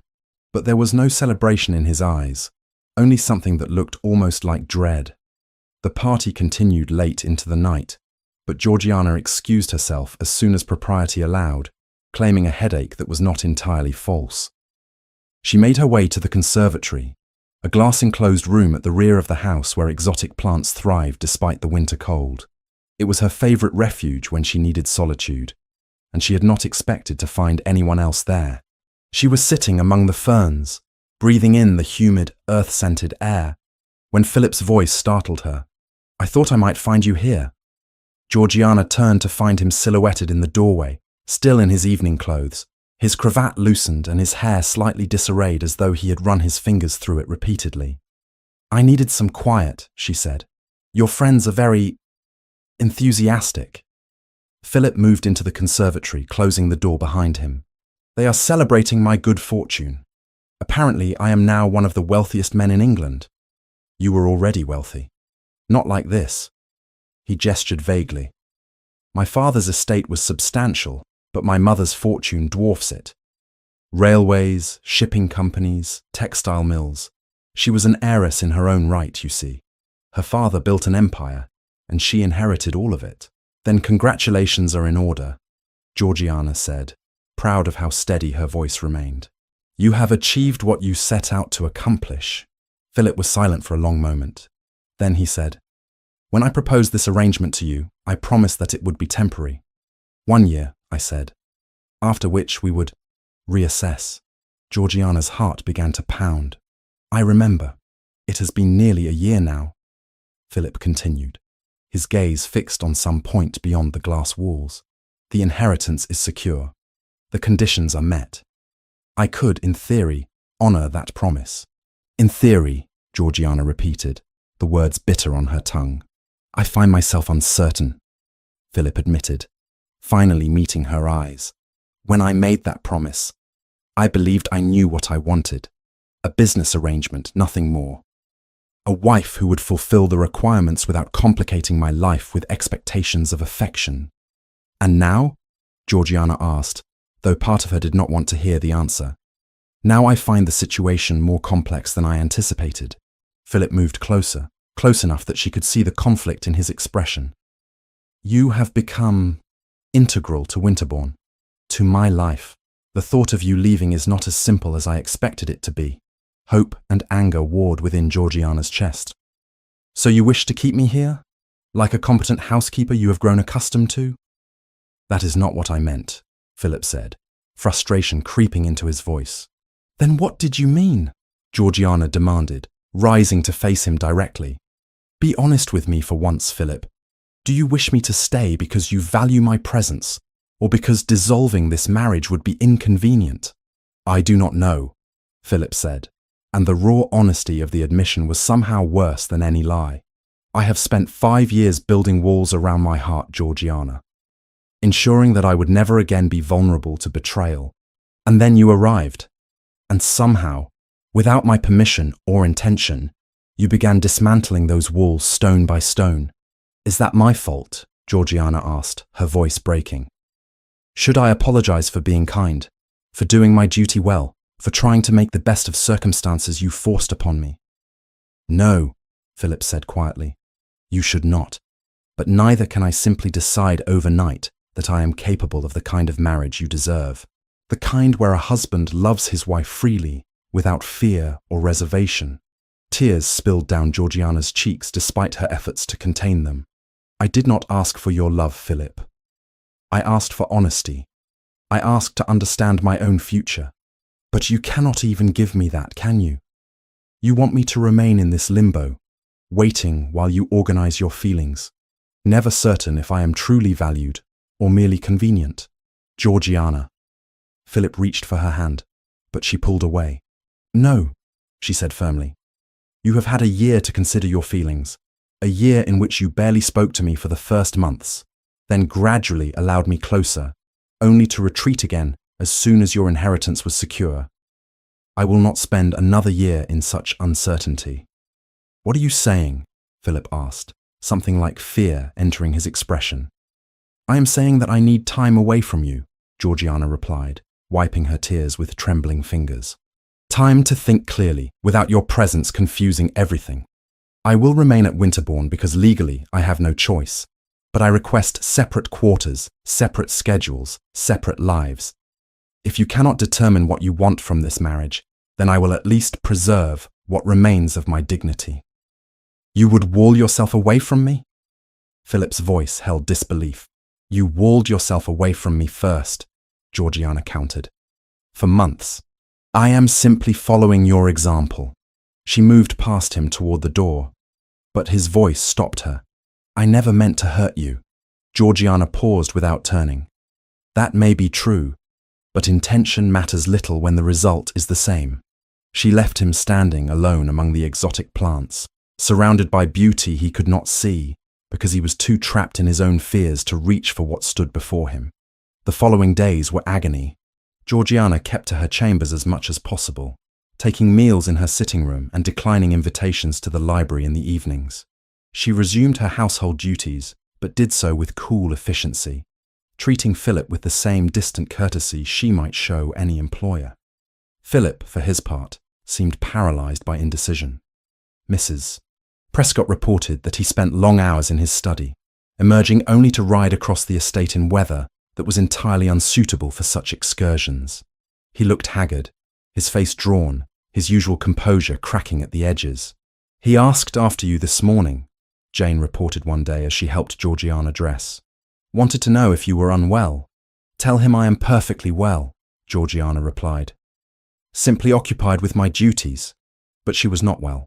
Her heart ached with every breath, torn between the love she had not meant to feel and the knowledge that Philip could not or would not reciprocate it. She had saved her family, yes, and she took pride in what she had accomplished at Winterbourne, but at what cost to herself? A letter arrived from Louisa, full of joy. Thomas Whitmore had formally asked for her hand, and their father had consented. The wedding would be in June, a simple country affair, and Louisa desperately hoped Georgiana could attend. He loves me, dearest sister, Louisa wrote, truly loves me, not my fortune or my family connections, but me. Can you imagine such a thing? To be chosen simply for oneself? I wish the same for you, though I know your situation is more complicated. But perhaps in time, the Duke will come to value you as you deserve. Any man would be fortunate to earn your affection. Georgiana set the letter aside, unable to read more. Louisa's happiness was a gift she had purchased with her own prospects, and she would not regret that sacrifice. But it stung nonetheless to know that her sister would have what she could not. A marriage based on love rather than contract. A husband who had chosen her freely rather than trapped her with legal manipulation. February gave way to March, and still the impasse continued. Winterbourne Hall had become a prison of beautiful rooms and painful silences, and Georgiana knew that something would have to break soon. The question was what, and whether either of them would survive the shattering. The March winds battered Winterbourne Hall with relentless fury, mirroring the turbulence within its walls. Georgiana maintained her careful distance from Philip, their interactions limited to necessary exchanges conducted with painful politeness. The household staff moved about their duties with quiet discomfort, sensing the tension between Duke and Duchess, but powerless to address it. It was during one of these grey, wind-swept afternoons that Georgiana sat in her sitting room reviewing correspondence when Harrington entered with the day's post. Among the usual invitations and household bills lay a letter with no return address, sealed with ordinary wax rather than a family crest. Something about it immediately set her nerves on edge. She dismissed Harrington and broke the seal with trembling fingers. The handwriting was masculine and unfamiliar, the tone unmistakable in its menace. Your Grace, it began with false courtesy, I write to inform you of matters concerning your marriage that may be of considerable interest to certain parties. It has come to my attention that the Duke of Winterbourne contracted matrimony with you under circumstances that some might consider fraudulent, specifically for the purpose of securing an inheritance to which he would not otherwise be entitled. Such information, if made public, could cast doubt upon the legitimacy of said inheritance and bring considerable scandal upon your household. I am prepared to discuss this matter privately before taking any formal action. I shall call upon Winterbourne Hall 3 days hence at 2 p.m. I trust you will receive me. Your servant, Lord Edmund Hartley. Georgiana read the letter 3 times, her mind racing. Edmund Hartley, the man who had stolen Philip's first love, who had humiliated him publicly by eloping with his bride on their wedding day, and now he sought to destroy Philip's inheritance by exposing the transactional nature of their marriage. The threat was clear and devastating. If Edmund could convince the courts that Philip's marriage had been a sham designed solely to fulfill the terms of his mother's will, the inheritance could be challenged, possibly overturned. Even if such a legal challenge ultimately failed, the scandal would be tremendous. Philip's reputation, already scarred by one public humiliation, would be destroyed entirely. Georgiana's first instinct was to take the letter immediately to Philip, but she hesitated, her hand hovering over the bell pull that would summon a servant. Philip had made it clear he did not know what he wanted from their marriage. He had retreated behind his walls again, leaving her in painful limbo. Would he even believe she wished to help him, or would he assume she welcomed this disaster as an opportunity to escape? No, she decided. She would handle this herself. If Edmund thought to find an easy victim in a supposedly loveless marriage, he would discover his mistake. Over the next 2 days, Georgiana worked with quiet determination. She gathered the household ledgers, showing the financial improvements she had implemented, demonstrating genuine management rather than mere pretense. She collected letters from local gentry thanking her for various charitable works and social engagements, proving her active integration into Devonshire society as a legitimate Duchess. She secured affidavits from Mrs. Prescott and several other senior staff members, attesting to her fulfillment of all ducal duties. Most importantly, she enlisted the assistance of Mr. Harrington and Mr. Fletcher, the head gardener, both of whom had served the Grayson family for decades and commanded respect throughout the county. She explained the situation carefully, watching relief flood their faces, when she made clear her intention to protect the Duke rather than abandon him. "Your Grace," Harrington said gravely, "His Grace is fortunate in his choice of wife, whatever the circumstances of that choice." "I am not certain he would agree with you," Georgiana replied, "but I thank you nonetheless." On the appointed day, Georgiana dressed in her finest gown, a deep emerald silk that Philip had commissioned for her, but which she had never worn. She arranged her hair severely, every inch the Duchess of Winterbourne, and positioned herself in the formal receiving room to await her visitor. Lord Edmund Hartley arrived precisely at 2, and Georgiana felt her first jolt of genuine surprise. She had expected someone obviously dissolute, marked by years of poor living. Instead, Edmund was handsome in a way that Philip was not, with golden hair and blue eyes that might have seemed charming had they not held such calculated coldness. He was perhaps 35, well-dressed despite his alleged poverty, and moved with the confidence of a man accustomed to getting what he wanted. "Your Grace," he bowed with exaggerated courtesy, "how kind of you to receive me. I was uncertain whether my letter would reach you directly or be intercepted by your husband. I handle all household correspondence," Georgiana replied coolly. "Please, be seated. I prefer to conduct business matters efficiently." Edmund's smile sharpened as he took the offered chair. "Business matters. How refreshingly direct. Then you understand the nature of my concerns regarding your marriage to my cousin." "You are not his cousin," Georgiana corrected. "You are a distant relation who married the woman who was to be Philip's wife. I would hardly characterize that connection as familial warmth." A flicker of annoyance crossed Edmund's handsome face. "Nevertheless, as a member of the extended Grayson family, I have an interest in ensuring that the family fortune is not obtained through deceptive means."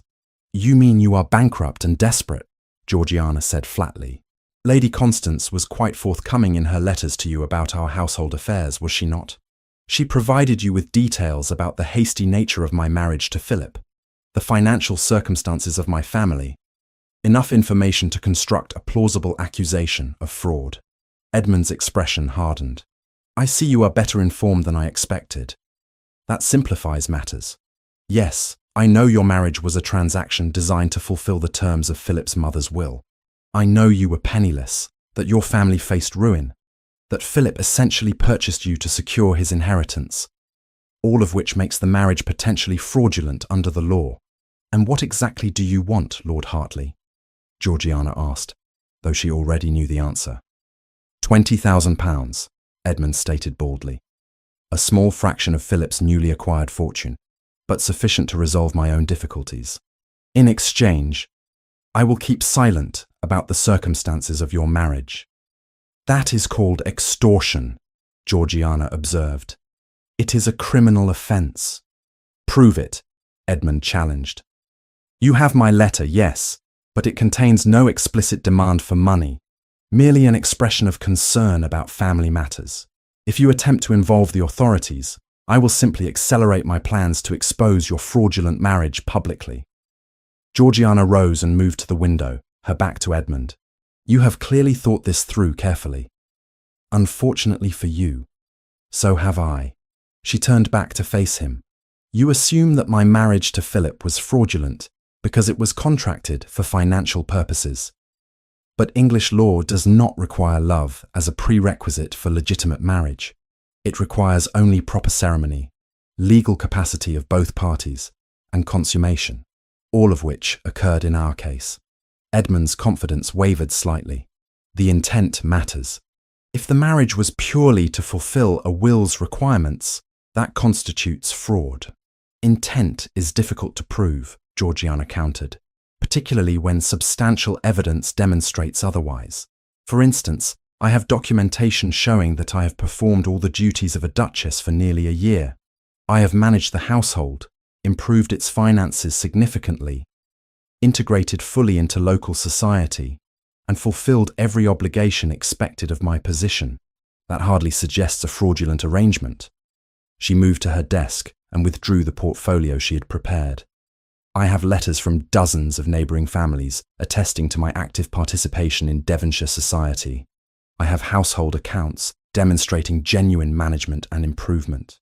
I have affidavits from senior staff members, some of whom have served the Grayson family for 40 years, swearing to the legitimacy of my role as Duchess. Edmund's face had gone pale. That proves nothing.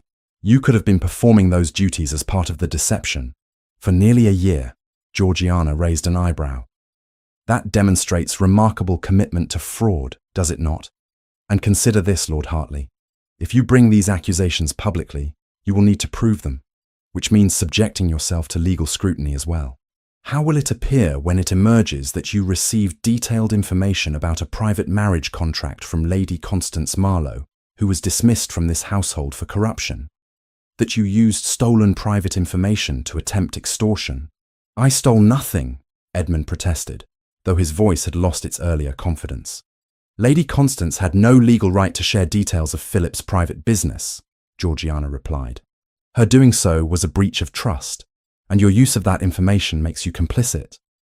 Moreover, there are witnesses to this conversation. On cue, the door opened to admit Harrington and Mr. Fletcher, both men's faces grave with disapproval. These gentlemen have heard everything you said, Georgiana continued. Your explicit demand for money, your threats to expose private family matters, your admission that Lady Constance provided you with confidential information. Should you attempt to make good on your threats, they will testify to your extortion attempt. Edmund shot to his feet, his face flushed with anger and fear. You cannot prove anything, their word against mine. The word of two respected men who have lived in this community for decades, who have no financial interest in the outcome, against that of a bankrupt lord with clear monetary motivation. Georgiana shook her head. I rather think a court would find them credible. She moved closer, her voice dropping but losing none of its steel. However, I am not entirely without sympathy for your situation. You were foolish enough to marry a woman who bankrupted you, and now you face consequences of that choice. So I will make you a counteroffer. £5,000, paid immediately, in exchange for your signed agreement never to speak of Philip's marriage or inheritance to anyone. You will also provide a written statement that any information you received from Lady Constance was obtained without Philip's knowledge or consent. 5,000 is not nearly enough, Edmund protested weakly. It is 5,000 more than you will receive otherwise, Georgiana replied. And it is conditional upon your acceptance within the next 5 minutes. After that, I take this matter directly to Philip and let him deal with you as he sees fit. Given your history with him, I suspect he will not be as generous as I am being. Edmund stared at her, conflict evident in his expression. Finally, his shoulders sagged in defeat. Very well. 5,000 and the written agreement. Harrington, please have Mr. Pemberton prepare the necessary documents, Georgiana instructed. Lord Hartley will wait here until everything is signed. As the solicitor was summoned and the papers drawn up, Edmund signed them with visible resentment. You are more formidable than I expected, he said as Harrington witnessed the signature. Philip is fortunate in his choice, even if the circumstances were unorthodox. Philip's fortune in marriage is not your concern, Georgiana replied. You have your money. Now leave Winterbourne and do not return. After Edmund departed with his bank draft, Georgiana sank into a chair, her entire body trembling with delayed reaction. She had gambled everything on her assessment of Edmund's desperation, on her ability to turn his threats back upon him. If he had been less frightened or more determined, the confrontation might have ended very differently. That was masterfully done, Your Grace, Harrington said quietly. If I may be so bold, the late Duchess would have been proud of you. Georgiana looked up at the elderly butler. Thank you, Harrington. though I suspect Philip may not share your assessment when he learns what I have done. On the contrary, a familiar voice said from the doorway, I am in awe of what you have done. Georgiana's heart stopped. Philip stood in the entrance, his expression unreadable. How long have you been there? Long enough to hear Edmund's threats and your brilliant dismantling of them, Philip replied, moving into the room. Harrington sent word to my study the moment Edmund arrived. I was listening from the adjoining room. You let me face him alone? Georgiana asked, uncertain whether to feel angry or relieved. I trusted you to handle it, Philip said simply. And you did, far better than I could have. Edmund would have enjoyed confronting me directly, using our history as a weapon. But he had no defense against your intelligence and courage. He crossed to where she sat and knelt before her, taking her hands in his. Georgiana, you just saved my inheritance, my reputation, possibly my entire future. And you did it when you had every reason to let me face the consequences of my own manipulations. Why? Georgiana looked down at their joined hands, tears threatening. Because despite everything, despite the contract and the deception and the walls between us, you matter to me. Your happiness matters to me. And I could not stand by and watch Edmund destroy you. I do not deserve you, Philip said, his voice rough with emotion. I trapped you in a marriage you did not want, treated you with coldness and suspicion, and then had the audacity to be confused about my own feelings when you had every right to hate me. I do not hate you, Georgiana whispered. Though heaven knows, I have tried. Philip raised one hand to cup her face, his thumb brushing away a tear that had escaped despite her efforts. I have been a fool, Georgiana. A coward hiding behind contracts and conditions because I was too afraid to risk my heart again. But watching you face down Edmund, seeing your courage and your loyalty, even when I had given you so little reason for either, I finally understand what I've been too blind to see. What is that? Georgiana asked, barely daring to hope. That I love you, Philip said, the words breaking free as though he had been holding them back for months. Not because you are convenient or suitable or fulfill the terms of a contract, but because you are brave and intelligent and compassionate. Because you kneel in dirt to comfort sick children and stand unbowed before those who would diminish you. Because you saved my life today when you could have let me fall. Georgiana felt fresh tears streaming down her face. You love me? With everything I am, Philip confirmed, and I am terrified of it, but not as terrified as I am of losing you. Can you forgive me for taking so long to see what was before me all along? Instead of answering with words, Georgiana leaned forward and kissed him, pouring into that kiss all the fear and hope and love she had been holding back for months. Philip responded with equal fervor, his arms coming around her to pull her close, and for the first time since their wedding day, Georgiana felt truly claimed by the man who was her husband. When they finally parted, both breathless, Philip rested his forehead against hers. I will spend the rest of my life proving that I am worthy of you. Just love me, Georgiana replied softly. That will be enough. The evening after their confrontation with Edmund, Philip and Georgiana sat together in the library, the fire crackling softly in the hearth. The kiss they had shared earlier had changed everything between them, dissolving walls that had stood for nearly a year. Yet both sensed that words were still needed, truths that had been too long buried. There are things you should know, Philip began, his hand clasped firmly around hers, as though fearing she might vanish. About Catherine, about Edmund, about why I became the man you met that night in London. You do not have to explain, Georgiana said gently. What matters is now. No, Philip insisted. You deserve to understand. After what you did today, after you protected me when you had every reason to let me fall, you deserve all the truth. He rose and poured himself a small glass of brandy, not from need, but simply to have something to occupy his hands. Catherine Hartley was beautiful, accomplished, everything society deemed perfect for a duchess. I met her during my second season, when I was 23, and foolish enough to believe in romance. She seemed to return my regard, and her father approved the match. Our engagement was announced with great fanfare. Georgiana listened in silence, seeing the pain etched in every line of his face as he spoke. What I did not know, Philip continued, was that Catherine had been corresponding secretly with Edmund for months. He had always been charming, the sort of man who collected admirers the way others collect books, but I never imagined he would pursue my intended bride. How did you discover the truth? Georgiana asked. Philip's laugh was bitter. The morning of our wedding, a letter arrived. Catherine wrote that she had realized, upon learning the full extent of Edmund's inheritance from his maternal uncle, that he offered greater prospects than I did. My father's estate was entailed, you see, and while wealthy, it was nothing compared to the shipping fortune Edmund stood to inherit. She had made what she called a practical decision, choosing Edmund over me the night before our wedding. Oh, Philip, Georgiana breathed. 500 guests were already arriving at the church, Philip said, draining his glass. I had to stand before them all and announce that there would be no wedding, that my bride had chosen another man. The whispers, the pitying looks, the barely concealed satisfaction of those who had always envied my position. It was devastating. He returned to sit beside her, taking both her hands now.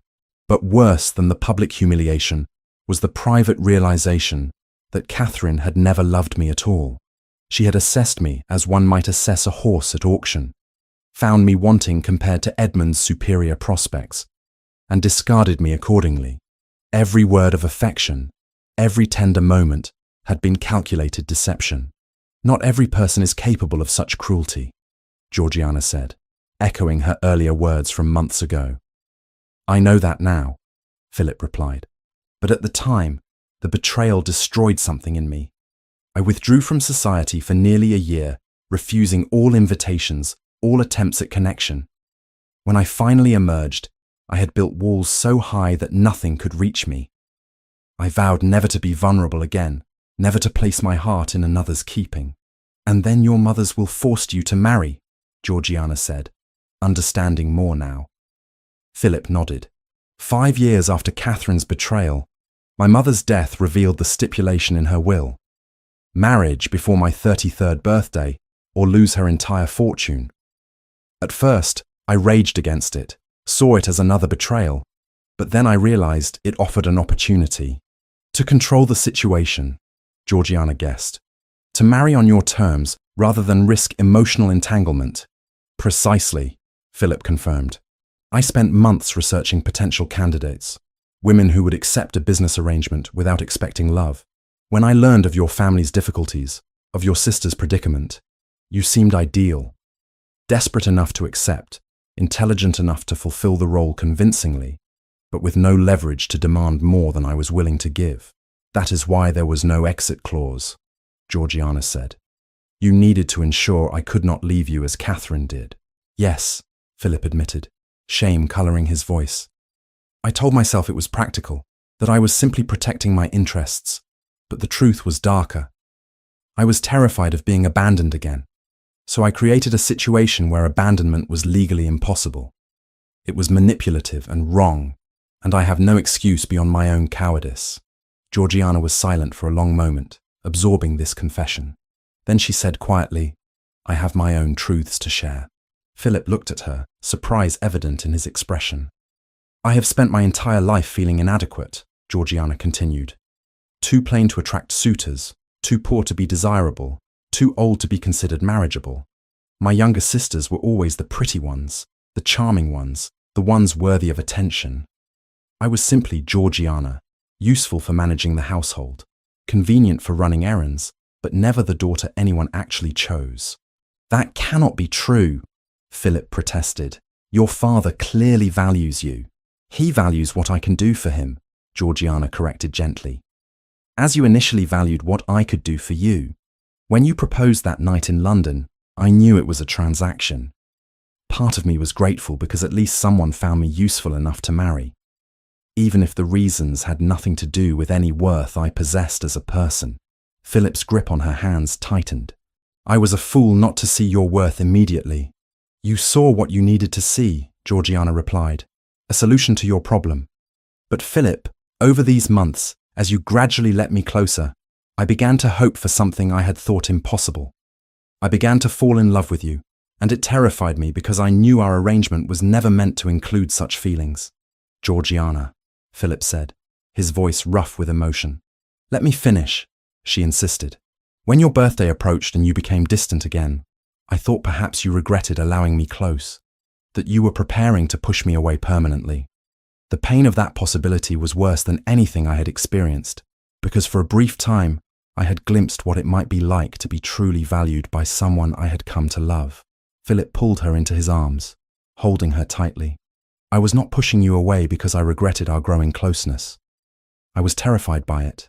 Terrified of how much I had come to depend on your presence, your intelligence, your warmth. Terrified that if I acknowledged these feelings, I would become vulnerable again. They held each other in silence for several minutes, years of pain and fear slowly dissolving in the comfort of shared honesty. Finally, Philip spoke. Tomorrow, I will instruct Mr. Pemberton to draft a new contract, one that gives you complete financial independence, joint ownership of the Surrey properties, and absolute legal freedom to leave this marriage at any time you choose. Georgiana pulled back to look at him. Why would you do that? Because you deserve the choice I took from you. Philip replied simply. Because I want you to stay, not because a contract binds you, but because you choose to be here. Because real love cannot exist under compulsion, only by free will. And if I choose to stay? Georgiana asked, her heart in her throat. Then I will spend every day of the rest of my life proving that your choice was not misplaced, Philip promised. I will be the husband you deserve, the partner you need, the man who finally had the wisdom to recognize the extraordinary woman before him. Georgiana touched his face gently, tracing the strong line of his jaw. I choose to stay, Philip. Not because of any contract, old or new, but because despite everything, I love you. The walls you built to protect yourself, the fears that drove you to manipulate me, even the coldness that greeted me when I first arrived. I understand all of it now, and I choose to remain. You are far more forgiving than I deserve, Philip said. I am practical, Georgiana corrected with a small smile. I recognize that you made mistakes born of pain rather than malice, and I have seen you change, seen you struggle to overcome those fears. That takes courage, Philip. Perhaps more courage than never having walls at all. He kissed her then, slowly and thoroughly, a promise sealed not by signatures on parchment, but by the meeting of two hearts that had finally found safe harbour in each other. The following week, Mr. Pemberton arrived from London with the new contract Philip had commissioned. The elderly solicitor spread the documents across Philip's desk, explaining each clause with meticulous care. As you instructed, Your Grace, this agreement grants the Duchess complete financial independence. She receives an annual income of £5,000 from the Surrey estates, paid directly to her with no oversight required from you. She holds joint title to Meadowbrook Manor and its surrounding lands, meaning she may sell or lease those properties as she sees fit. And most significantly, she has absolute legal right to dissolve this marriage at any time, with no financial penalty or loss of the settlements previously described. Philip signed each page without hesitation, then pushed the documents toward Georgiana. Read them carefully. Mr. Pemberton will answer any questions you have. There should be no secrets between us, not anymore.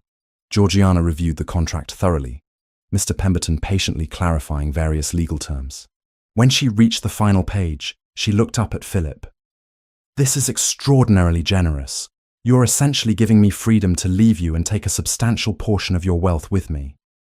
I am giving you what should have been yours from the beginning, Philip corrected. The choice to stay or go, made freely and without coercion. Georgiana picked up the pen, then paused. Philip, I need you to understand something. This contract is beautifully written, legally sound, and more than fair. But it changes nothing about my decision. I'm not staying because of property or money. I'm staying because I love you. I know, Philip said softly. But I needed to offer it regardless, not to convince you to stay, but to prove that I trust you enough to give you the power to leave. With a smile, Georgiana signed her name beside his. Then, to Mr. Pemberton's evident shock, she took the beautifully written document and tore it cleanly in half. Your Grace! The solicitor gasped. That contract took days to prepare. And it served its purpose, Georgiana replied calmly. Philip needed to make the offer to prove his trust. I needed to reject it to prove my choice. We do not need contracts between us anymore, Mr. Pemberton. We need only each other. Philip stared at her, something like wonder in his expression. Then he dismissed the bewildered solicitor and pulled Georgiana into his arms. You are the most remarkable woman I have ever known. I am simply a woman who knows what she wants, Georgiana replied. And what I want is a marriage built on love and trust, not legal documents. That night, for the first time since their wedding, Philip came to Georgiana's chambers, not as a distant husband fulfilling obligations, but as a man claiming his wife fully and completely. What passed between them in the privacy of her rooms was tender and passionate, the physical expression of emotions that had been building for months. When morning light finally crept through the curtains, they lay entwined, truly married at last in every sense that mattered. No more walls, Philip murmured against her hair. No more walls, Georgiana agreed, her hand resting over his heart. Just us together, for however many years we are granted. Outside, spring was finally arriving in earnest at Winterbourne Hall. The gardens Philip's mother had begun planning years ago were ready for completion under Georgiana's guidance. The household hummed with new efficiency under her management. And in London, news had already begun to spread that the Duke and Duchess of Winterbourne, who had married so hastily and mysteriously, had been spotted looking at each other with unmistakable devotion. Lady Constance, learning of Edmund's defeat and payment, retired to her own small estate in disgrace. Lord Edmund Hartley took his £5,000 and disappeared to the continent, never to trouble the Grayson family again. And at Ashworth House, Louisa prepared for her June wedding to Thomas Whitmore, grateful beyond measure for the sister whose sacrifice had given her the freedom to marry for love. The wounds of the past would take time to fully heal, Georgiana knew. But healing had begun, and that was enough. She had come to Winterbourne as a prisoner of circumstance, trapped by deception and desperation. She would remain as a duchess by choice, bound only by love and the quiet certainty that she and Philip had found in each other what they had both believed impossible. A second chance at happiness, built on truth rather than lies, on trust rather than contracts, on love rather than necessity. Spring had arrived in full bloom at Winterbourne Hall, and with it came a sense of renewal that extended far beyond the gardens. The weeks following Philip and Georgiana's reconciliation passed in a haze of rediscovered companionship and deepening affection. They walked the estate grounds together each morning, planned the completion of Philip's mother's garden designs, and spent evenings in the library, not as two people fulfilling obligations, but as husband and wife, genuinely enjoying each other's company. Yet one matter remained unresolved. True to his promise, Philip had commissioned Mr. Pemberton to draft a new marriage contract, one that would grant Georgiana complete independence and the freedom to leave if she chose. The documents arrived from London on a bright April morning, delivered with the solicitor's usual meticulous attention to detail. "Everything is in order, Your Graces," Mr. Pemberton explained as he spread the papers across Philip's desk. "The Duchess receives an independent annual income of £5,000 drawn from the Surrey estates. She holds joint title to Meadowbrook Manor and its surrounding properties, with full authority to sell, lease, or manage them as she sees fit. And most significantly, she possesses absolute legal right to dissolve this marriage at any time, with no financial penalty or loss of previously granted settlements." Georgiana read through the documents carefully, Philip watching her face for any reaction. The contract was extraordinarily generous, effectively making her one of the wealthiest women in England in her own right, beholden to no one. "This is remarkable," Georgiana said finally. "You are giving me complete freedom." "I am giving you what should have been yours from the beginning," Philip replied. "The choice to stay or go, made freely and without coercion." Mr. Pemberton cleared his throat. "If both parties are satisfied, we need only your signatures to make this legally binding." Philip signed without hesitation, then pushed the documents toward Georgiana. She took the pen, her hand hovering over the signature line for a long moment. Then she set the pen down and looked directly at her husband. "Philip, I appreciate what you are trying to do. This contract is beautifully written, legally sound and more than fair, but it changes nothing about my decision. I know, Philip said softly, but I needed to offer it regardless, not to convince you to stay, but to prove that I trust you enough to give you the power to leave. Georgiana smiled, picked up the contract, and tore it cleanly in half. Mr. Pemberton gasped in horror. Your Grace! That document took days to prepare. And it served its purpose, Georgiana replied calmly. Philip needed to make the offer to prove his trust. I needed to reject it to prove my choice. We do not need contracts between us anymore, Mr. Pemberton. We need only each other. After the bewildered solicitor departed, Philip pulled Georgiana into his arms. You never cease to amaze me. I am simply a woman who knows what she wants, Georgiana replied, resting her head against his chest. And what I want is a marriage built on love and trust, not legal documents. 2 weeks later, they travelled to London at Georgiana's request. She had received an urgent letter from Louisa, filled with such obvious joy that Georgiana knew immediately what news awaited them. The journey to Ashworth House brought back memories of that desperate night when Georgiana had accepted Philip's proposal, believing she was trading 1 year for her family's salvation. How different everything seemed now, travelling not as strangers bound by contract, but as husband and wife genuinely devoted to each other. They arrived to find Ashworth House transformed. The grounds, once neglected due to financial constraints, now showed signs of careful maintenance. Inside, the furnishings that had been sold to pay creditors had been replaced with modest but respectable pieces. Most striking was the change in Viscount Fairmont himself. The haunted, defeated man Georgiana had left behind had been replaced by someone who stood straighter, spoke more confidently, and met his daughter's eyes without shame. Georgiana. He embraced her warmly. And Your Grace, welcome. We are honoured by your visit. Please call me Philip, he replied, shaking the older man's hand. We are family, after all. Before more could be said, Louisa burst into the room, her face radiant with happiness. She flew into Georgiana's arms with all the enthusiasm of her 16 years. Oh, sister, I have so much to tell you. Where do I even begin? Perhaps with the young man who has been calling 3 times a week, their father suggested with a fond smile. Louisa blushed prettily. Thomas Whitmore has formally asked for my hand, and father has consented. We are to be married in June, just a small country wedding, nothing elaborate. But oh, Georgiana, I am so happy I could burst. Georgiana held her sister at arm's length, studying her glowing face. Tell me about him, everything. Over tea, Louisa described Thomas in detail. He was 24, recently established as a solicitor in the nearby town, intelligent and kind, with prospects that, while modest, now showed great promise for the future. Most importantly, he loved Louisa for herself, had courted her properly, and treated her with the respect and affection every young woman deserved. He brings me books, Louisa said, her eyes shining, and we discuss them for hours. He values my opinions, Georgiana. He actually listens when I speak and considers what I say worthy of thought. Can you imagine? Georgiana could imagine, having found the same rare gift in Philip. I am so happy for you, dearest. You deserve every bit of this joy.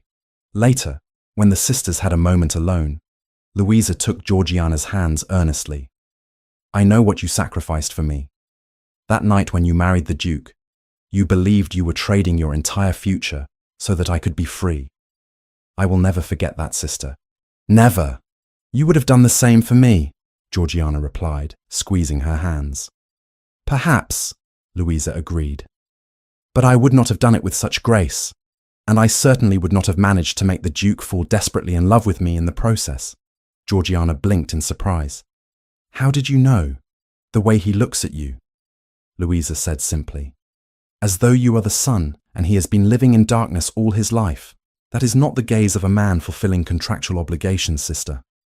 That is love, true and deep. That evening, as Georgiana and Philip prepared to return to their London townhouse for the night, Viscount Fairmont drew his daughter aside. I owe you an apology, he said quietly, for placing you in a position where you felt you had no choice but to accept the Duke's proposal, for allowing our family's circumstances to become so desperate that you had to sacrifice yourself. Father, Georgiana began, But he raised a hand. Let me finish. What I did not tell you then, because I was too ashamed, was that many of my financial difficulties came from poor choices I made out of pride and foolishness. I gambled on investments I did not understand, trusted men I should have investigated more carefully, and refused to admit my mistakes until it was nearly too late. He met her eyes directly. But the elimination of those debts gave me a second chance. I have been more careful, more humble, and more thoughtful in my business dealings since then. The family is not wealthy, but we are secure, and that security came at the cost of your freedom. I am deeply sorry. You need not apologize, Georgiana said gently. What began as necessity has become the greatest blessing of my life. I would not change a single moment, painful though some of them were.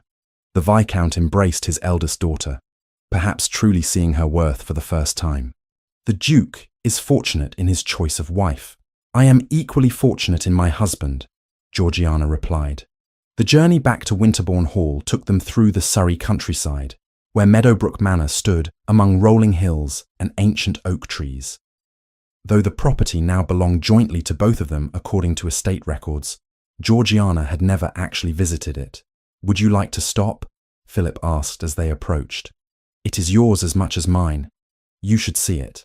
Oh, the manor proved to be a charming Georgian residence, smaller than Winterbourne, but beautifully proportioned, surrounded by gardens that showed evidence of loving care despite having no permanent occupants. It was my mother's favourite retreat, Philip explained as they walked through the light-filled rooms. She would come here when she needed peace, away from the demands of being a duchess. I thought perhaps you might like to use it the same way, or we could establish it as a place for your family to visit. Whatever you wish. Georgiana moved to the windows overlooking the garden, imagining Louisa and Thomas visiting with their future children, her father finding tranquility in his later years. I think it should be a place for family, she said. Yours and mine. A place where love is always welcome. Yistrul, they returned to Winterbourne as May gave way to June, arriving home to find the estate in full summer glory. The gardens Philip's mother had envisioned were finally complete under Georgiana's direction, a harmonious blend of formal structure and natural beauty that drew visitors from across Devonshire. On their first evening back, Philip took Georgiana's hand and led her to the library, the room where so much of their relationship had unfolded. He guided her to the window seat where they had shared their first genuine conversation months ago. I have something to ask you, he said, kneeling before her in a mirror of that moment in the conservatory when he had first confessed his love. And I need to do it properly this time. From his coat, he withdrew a small velvet box. Inside lay a ring, not the heavy Grayson emerald she had worn since their hasty wedding, but something altogether different. A delicate band of gold set with small sapphires that caught the evening light like captured stars. This was my mother's, Philip explained. Not her formal wedding ring, but one my father gave her on their 10th anniversary when they had weathered difficulties and emerged stronger. It represents not the obligation of marriage, but the choice to remain freely given. He took Georgiana's hand, his voice thick with emotion. Georgiana Fairmont Grayson, Duchess of Winterbourne, wife of my heart, will you marry me? Not because a contract binds you, not because circumstances compelled you, but because you choose to spend your life with me. Tears streamed down Georgiana's face. Yes, she whispered. 1,000 times yes. Philip slipped the ring onto her finger beside the formal Grayson emerald, then pulled her into his arms. Then let us do it properly. A real ceremony, with your family present, vows spoken from the heart rather than read from a book. 2 weeks later, in the small chapel on the Winterbourne estate, surrounded by family and friends, Philip and Georgiana renewed their wedding vows. Louisa served as witness, radiant in anticipation of her own wedding in 3 weeks' time. The Viscount gave his daughter away, this time with joy rather than desperation. And when the vicar pronounced them husband and wife, Philip kissed his bride with all the love he had been too afraid to show the first time. The celebration that followed was intimate and genuine, filled with laughter and music, and the warmth of people who had watched this unlikely love story unfold with wonder. Even Mrs. Prescott was seen dabbing at her eyes during the toasts, while Harrington beamed with grandfatherly pride. 2 years later, On a golden September afternoon, Georgiana stood in the completed east garden, one hand resting on her swollen belly while the other shaded her eyes from the sun. In the distance, she could see Philip riding across the estate with his steward, reviewing the autumn harvest preparations. Closer at hand, Louisa and Thomas played with their infant son on a blanket spread beneath an oak tree, their laughter carrying on the breeze. "Your Grace," Jane called from the terrace. "Mrs. Dalton asks if you have any special requests for tonight's dinner. Your father and Lord Thomas's family are expected by 6. Tell her whatever she prepares will be perfect," Georgiana replied. She knows their preferences better than I do by now. She felt the baby kick strongly, a reminder of the new life that would arrive before winter. A son or daughter who would grow up knowing they were wanted, loved, the product of genuine affection rather than calculated arrangement. Philip appeared at her side, having returned from his ride. His hand joined hers on her belly, feeling their child's movements. "Active today?" "Very," Georgiana confirmed. "I think we have a future equestrian." "Or a gardener," Philip suggested, gesturing to the beautiful space surrounding them. "You have transformed these grounds into something my mother only dreamed of." "We transformed them," Georgiana corrected.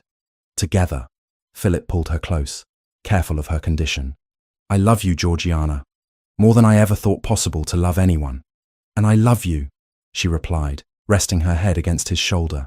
"Even though you trapped me in marriage through deception and nearly broke my heart through coldness." "Especially because of that," Philip said wryly. "It gave you the opportunity to demonstrate what a remarkable woman you are by conquering an impossible duke." Georgiana laughed, the sound full and joyous.